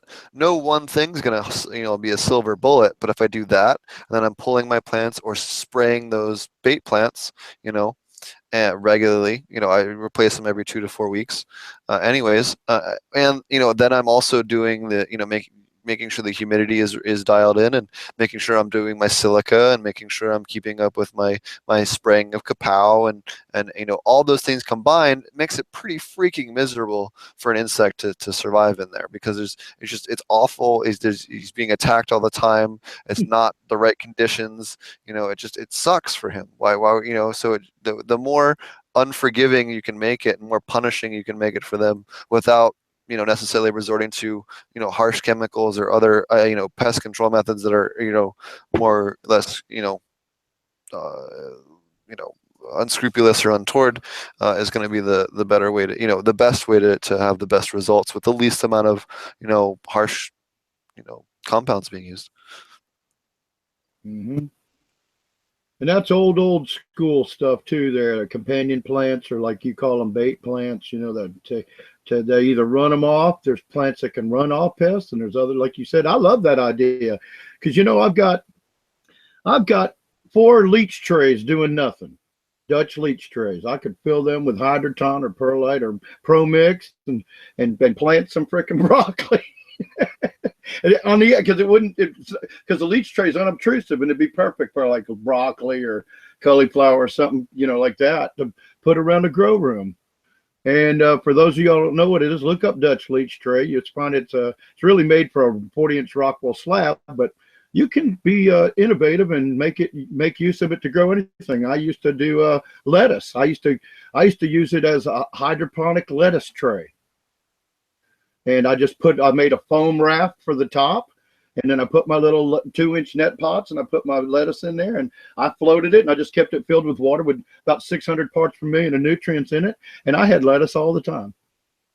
Just using them Dutch leach trays as like a shallow water culture, I guess you'd call it, or deep water culture, kind of thing. So you can, if you're innovative and inventive and have that kind of mind, you can take stuff you got laying around and do it. But that's excellent. The companion plants, excellent. Nice little segue here.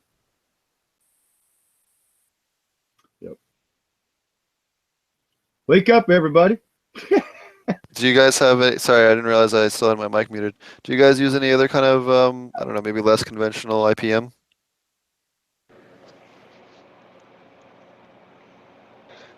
As for me right now, what I'm trying to start using and to see how it works for IPM is the Oriental Herbal Nutrient Korean natural farming style. Right now, I think I mentioned it probably last Thursday about how I started a fermentation on some ginger to see how that does. Yeah. And I'll start doing garlic probably this next week and see how that does as well. Yeah, But I owe you an apology, Brain. I didn't get to, I told you I was going to go check that out because it's so intriguing, and I didn't get a chance to do that because I wanted to be able to talk to you next time about it. And I'm sorry, I'll try to make sure I get that before next week so we can talk well, when it comes up. it's all good. I understand with your eyesight problems and whatnot, how it must be a little more unmotivating to read through something than watch a video.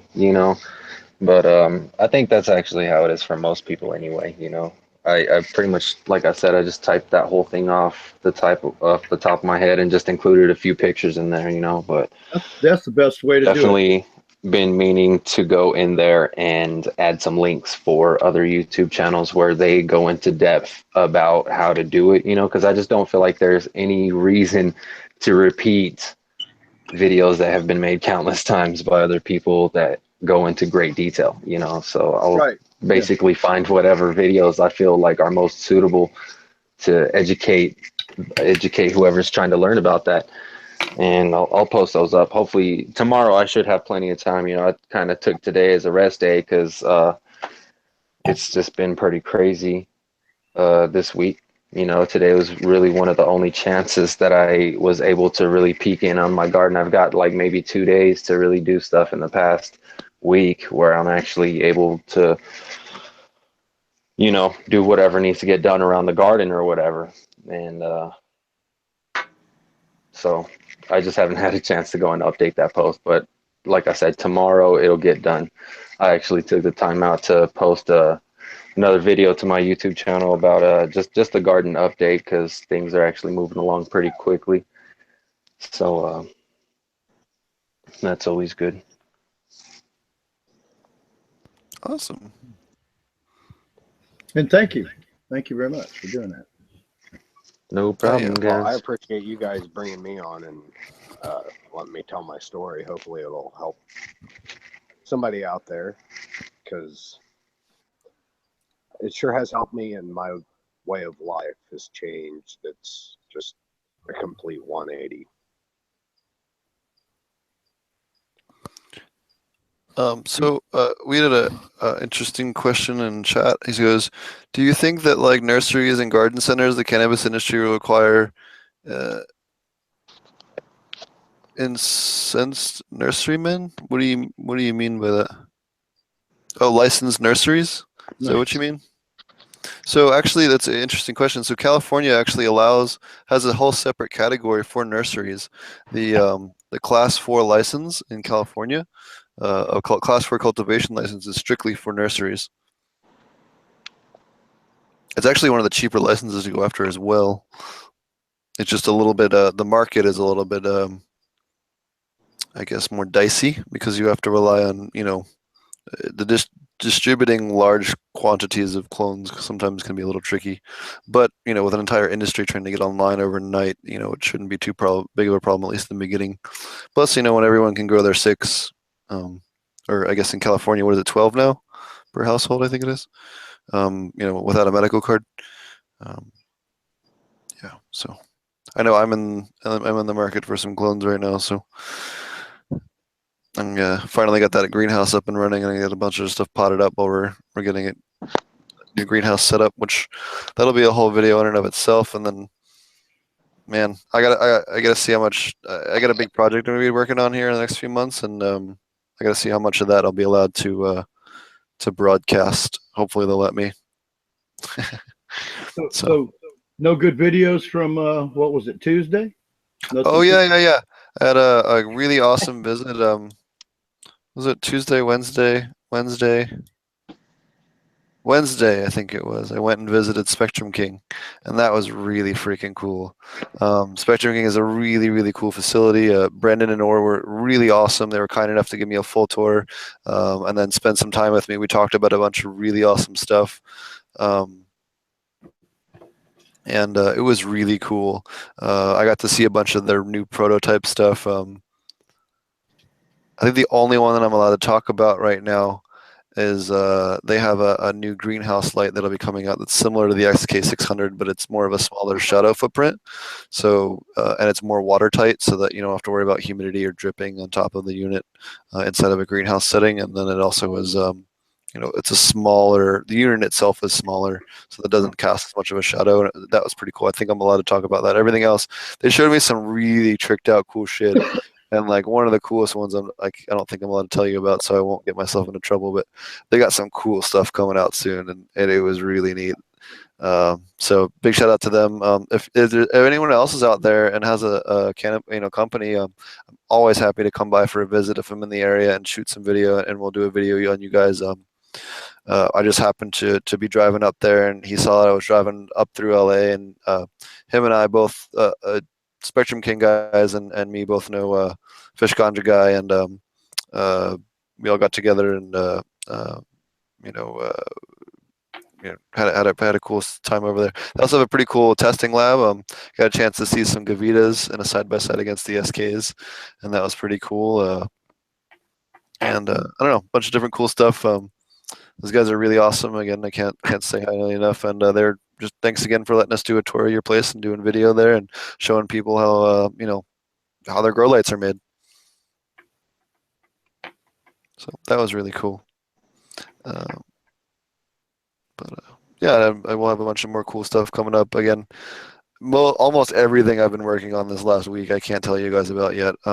So as soon as they make the public announcement, I'll be sure to scream it from the rooftops. But I'm not allowed to talk until then.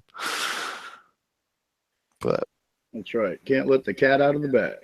No, you got to make sure everything's secured. At this point, I'm done talking about anything, even if they told me to, until we have the permits finalized, because I've done that a couple of times on the show where I talk about like me going to Jamaica in the beginning. We had permitted land. I literally had a copy of it for 1,600 acres, all for growing cannabis. And then they called a snap election and took away all the land between the time I bought my plane ticket and the time I flew to Jamaica. And then we had to reapply all over again in other areas of the island instead, and basically redo all the work that we did. And it dramatically complicated the project to the point where that project was supposed to be online quite a long time ago, and now, because of things completely out of our control, is now hopefully online by next April. We'll see. So it's comical some days how much a change in regulation or a change in laws or something just totally throws a wrench in your sprockets. There's no get rich quick. There's no get rich quick scheme in cannabis. No! If you haven't gotten, you work for years and yes, and you pay for it in migraines. Still building it. You pay for it in migraines and hair pulled out of your skull. Yeah. You can be happy. You can be happy and smoked up and have a few dollars, but yeah, unless you already have $1 million. Forget about getting rich quick in cannabis. Just because you moved to Colorado or California ain't going to make you rich in the cannabis industry. Yeah. Sorry, didn't want to pop anybody's balloon or bubble out there. Yeah, no, it's definitely not something you can just drop into and make a ton of money. You need to. It's brutal. Like, first off, you're gonna all of your banking, anything having to do with your money situation is going to be audited, pretty much automatically. And anything you do related to the actual sale of the product is going to be scrutinized to the umpteenth degree, because if they can find one thing to screw you on, they're going to maximize their profits on that. And because you're a cannabis company, no one's going to come to your aid. It gets brutal with some of this stuff. In fact, we talked about this on the show the other day. What state was it where they caught that guy stealing money from the tax payments from the cannabis companies? And there's a cannabis company that paid all their taxes, had like a copy of the check they sent in or whatever it was for the state, and the guy was stealing money directly out of the thing.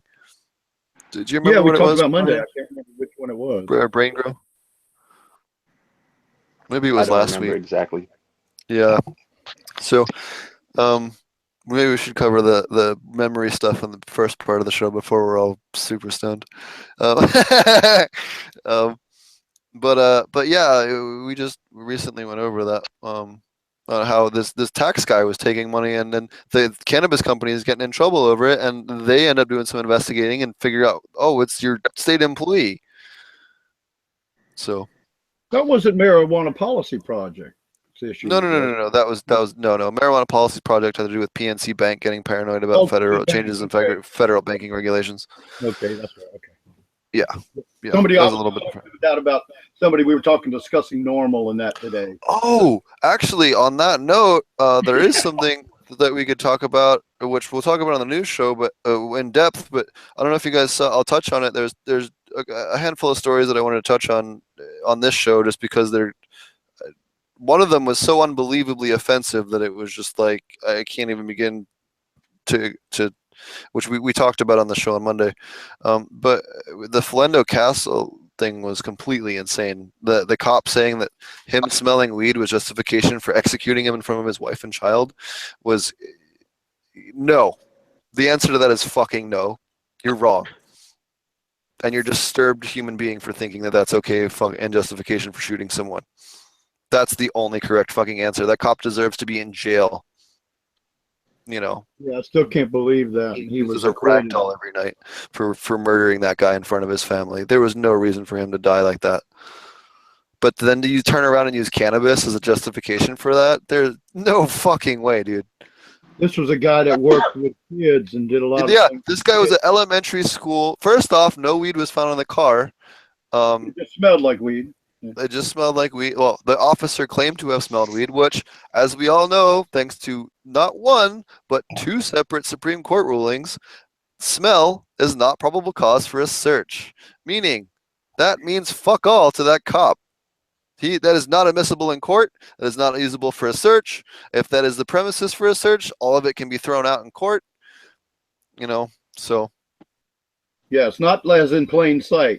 It's not the same thing, and you need to know that you need to know your laws too. So if they come to your door, you can say no, you can't come in. Yep. Stay inside that threshold. Once you step out that side, do not step out the door either, no matter what they tell you. Not go out the door. Yep. You can't come in, and I'm not coming out. Yep. Doesn't mean that's gonna win. You're gonna win. It's time to come back with a warrant. Yeah, that's right. And we discuss that half the time. Sometimes half the time they'll force their way in anyway, but if they do, anything admissible is no longer admissible. Right. But anything they can see from the door or through the open windows is they can get you on legally. So. Yep. Keep it put away. Yep. Just to tie this back to the story, you know, and just in general, the most disheartening thing about hearing that is knowing that the country's misunderstanding of cannabis can still be used against us, you know, and was used in the worst way against this guy. Yeah, the absolute worst way. It's justification for murder. There's no justification for that. No, none whatsoever. For those of you who don't know what we're talking about, the guy was stopped. The guy smelled pot. He told him he had a gun in the car. It was registered. First off, registered, and he was registered to carry a concealed weapon as well. Right. He told him, and he was a school guy, worked with children every day. Literally, and not only that, special needs children. And then the cop asked him for his paperwork, and he would reach for his paperwork, and he was shot. Yep. So he was complying. He informed the guy he had a concealed weapon in the car with a permit. Which is not required in most states. Only a handful of states require you to inform an officer that you have a concealed weapon with you when you're pulled over. That's a politeness thing. You don't have to do that. Some states require, but most do not. The officer appreciates it if you do. Yes, they will absolutely appreciate it if you do. Don't get me wrong. It'll help you in the long run. I'm not telling you not to do that, but I'm just saying legal obligation-wise. In this case, yeah, it got in my shot. state. Yeah, in my state, you don't even have to show anything. So, and I believe in his state as well. He did not even have to tell the officer that he had a permit. Yep. So, yeah, that was just completely insane. And just it was the longer that Jeff Sessions and these other, dinosaurs of the past are in power, the more people are going to die over stupid shit like this. And I know there's a lot of racial aspects to this case too, but no one should be dying for racial or cannabis reasons. This is fucking bullshit. This is 2017, guys. This is America. We're better than this. People need to wake up. Also wanted to mention the fact that the NRA went along with this argument, and that's the reason that they have been silent over this whole thing, is that they went along with this whole ruse about how this cop smelled cannabis in the car, and I believe that they may have found, like, I think we mentioned on the last show, it was like less than a quarter ounce that they found on him, or whatever, in that car in total, I think it was. But even that, how many times did they fucking plant it? You know how many times they plant that shit in Philadelphia when I grew up? All the fucking time. All the time they'd plant drugs on people. Right, but I was just gonna get to the point that the NRA used this argument saying that even though he was a registered gun owner, or however that goes, the fact that he may or may not have had some cannabis on him, basically, what's the word I'm looking for? Invalidates his license, because in the law, I believe it states something or other along the lines where you can't have a controlled substance. Yeah. And if you do, then that I guess indicates that you're using the gun irresponsibly or whatever. So right, yeah, that's what they're doing. But I know a lot of people were angry about the NRA staying silent on the subject, but they, like I said, they went along with the whole fucking bullshit excuse of him having cannabis in the car, and that's why they've remained silent on the subject. So not only once but twice, this shit was used against him, Mm-hmm. And that's amazing, because at the dispensaries in Colorado, they ask you not to carry your concealed weapons in the facility, but they do not stop you from doing it because it's concealed. Mm-hmm. And I mean, people just need to use their brains. I mean, that's the.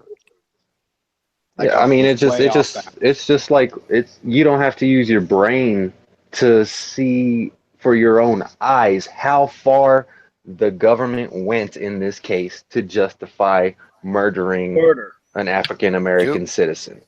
Well, he was Hispanic, I believe, wasn't he? The fact, well, I think he was half, but either way, he had his permit to carry, and they went to great lengths to try to discredit that, and not only that, but justify murder. The fucking cop got off scotch-free, which is bullshit. That's like saying I saw a beer, I saw an open beer, so I shot him. Yep. So he did end up getting off.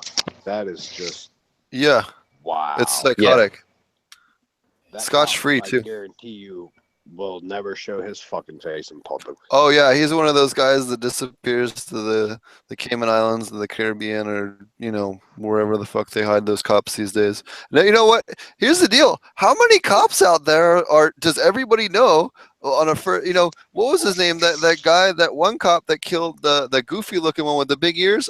Daryl Wilson, I think it was.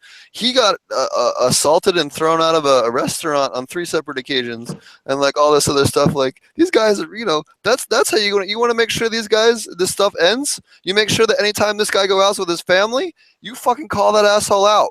You make sure if you see his ass at a restaurant, you go yell at his ass. You call his ass out. You make sure these assholes can't fucking go anywhere in the United States without people making their life hell. miserable, refusing them service. You know, that's how you do it. Don't harm them. Don't assault them. Don't hurt their family. Don't hurt their kids. Don't do any of that shit. Make their lives hell.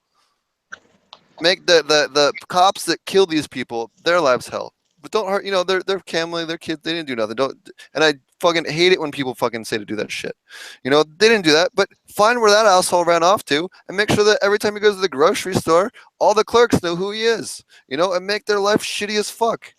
That's how you get back at this. Because if they know that they can't, their life is over the moment they pull any of this bullshit, and they you know, they're gonna remember that. Think of their family. Think of their kids' future. Think of all that shit, and how much, you know, they're going to be affected by the negative impact that their actions will have.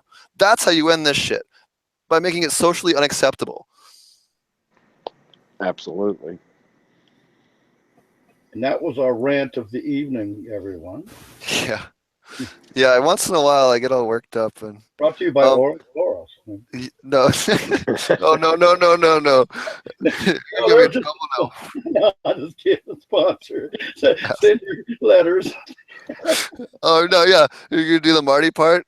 Complaints and feedback to potentponics at gmail.com, or I'm sorry, apmeds at gmail.com. That's Marty. Yeah.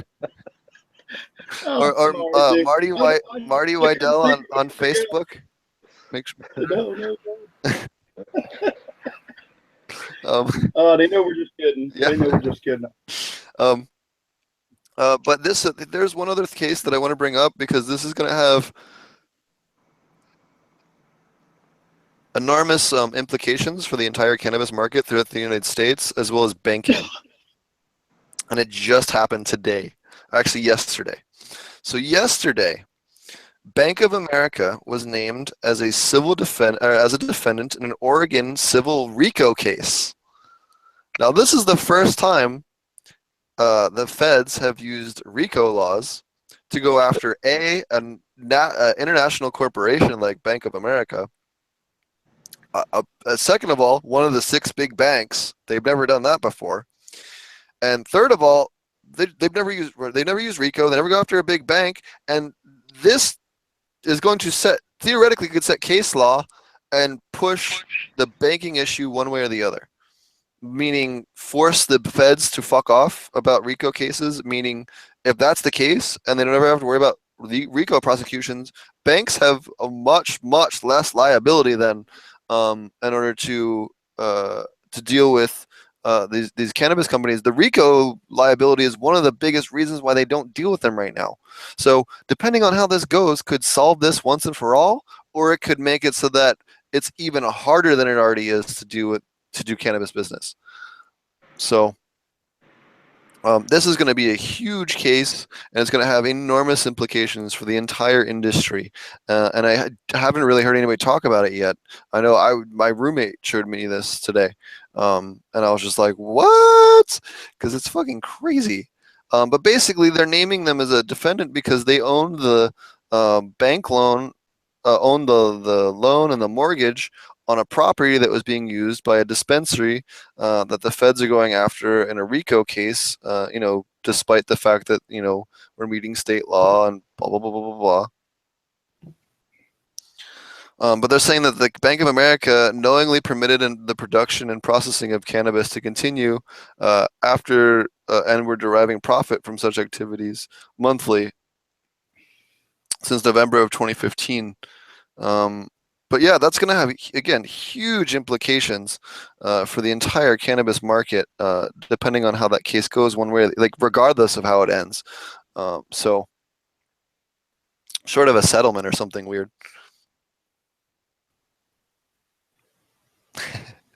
HC Music says, charge them double for donuts if you're a donut shop owner.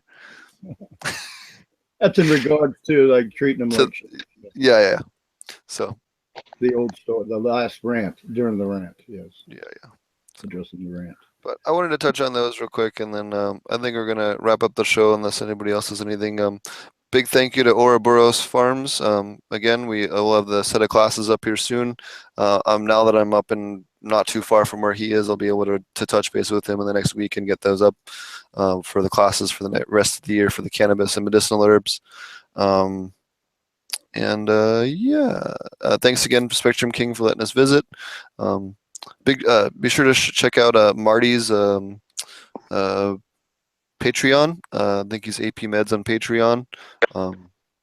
I forget what the exact thing is. I know he's putting a lot of effort and content into it, and he's having to do that with juggling a new baby. So, be sure to go and show him some love. Okay. Patreon's another new social media thing. It's like a way where you can charge a small amount of money and people can support you, and you can put it like a little bit of content that gets put out earlier there before it goes out on YouTube. Or I that got kind of you. thing. Subscribe. It's like a way to have like a premium area of your content that you can offer Awesome. people a few extra things. I know Rob Bob out there does it, and Marty does it, and a handful of other AP people do it. I think what's his name? Rob Torcellini has got a really good one. You can check him out as well. I've had a pleasure meeting him a couple times, so definitely check them out as well. BrainGrow, just tell people how to find you. Yeah, you can find me on Instagram at BRAYNE_GRO, and my YouTube channel is the same thing. And like I mentioned earlier, I took the time earlier today to go through and basically make a garden update video to explain what's been going on lately and what's fixing to start happening. So I'll finally be having some new strains that I'll be able to take into flowering pretty soon. So I'm definitely looking forward to that, as I've pretty much been limited to the 2 strains that I've been growing for a while now. So. Oh yeah, I bet you are. That's pretty much it. Yeah, and then also Roger will plug it later because he's a moderator of the website, but also you can have open conversations with me over at ilovegrowingmarijuana.com under the same name, Brain Grow. So check that out as well. Awesome. Thank you. How can people find you there, Hogmaster? I'm also on ilovegrowingmarijuana.com at the forum. If anybody has any questions for me about anything from growing to getting off of pharmaceuticals, you can find me there. Alrighty. Roger, how about you? Well, I'm working on my network, and I can't discuss that either at this point because it's the same kind of deal. But I'm the administrator at ilovegrowingmarijuana.com, and kind of turned out to kind of like an ilovegrowingmarijuana.com show tonight with some expert expert knowledge shared by Steve on a bunch of topics, which was really cool because we haven't had a show since I've been on that Steve was able to share so much himself. I thought it was pretty cool when we got into the biologicals and kind of rehashed some of the shows that, so it was kind of nice having Hogmaster on, and Brain Grow all talking about the past 2 or 3 shows and then clarifying some of that information. I could see how that would be if I hadn't been doing this for 12 years. I could see how it would be mind-boggling, some of what we talk about, or when you guys start talking, and that's why I'm always going, wait a minute. What is that? You tell them what that means. But yeah, it's a great night. It's nice. It's very nice. It's a great show tonight. But that's where I'm at. ilovegrowingmarijuana.com. We've got a network that does also kind of fall into that premium level coming up for some live support, one-on-one live. And we also have a store where we're going to be selling all the specialty products. And I'm trying to hook up selling everything that's ever here on the show as part of the panel. That gives me a little bit of insight, I feel bad. Was it Gavin from MFP? Colin. Colin. Okay, there was Colin and Gavin. I know that's what yeah. All right. Anyway, Colin openly said, "Oh well, you can get some samples from me. I'll, blah blah blah." But I also try to. I talked to him about maybe.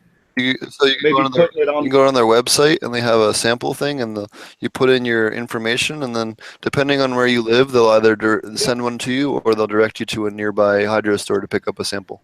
Right. They've got a program where if you go to your local hydro store, they will send, and you can get them to sign up. You can actually just, if they want to sign up, they'll get registered, and then you can get free samples at the store. And that's how the program that is in place. Thank you, Steve. That was good. Yeah, it was good memory there. But we're going to try to get where we can carry products like that and see what Black Dog and Spectrum King might do with us, and try to add. I don't want to be your same old online hydro store. I want to have specialty products and things that are especially made for high level cannabis growing, and things that we use that we know that works, not everything on the planet. And again, we'll be getting away mostly of we won't be selling, we're not going to sell chemical nutrients really. I'm going to be selling Robert's nutrients, and that's about it. So that's what I'm doing, building the network and hanging out with Steve Mondays and Thursdays. Monday we got Last Week in Cannabis, where we discuss a bunch of news articles about cannabis politics, and rail on Jeff Sessions a little bit if we can.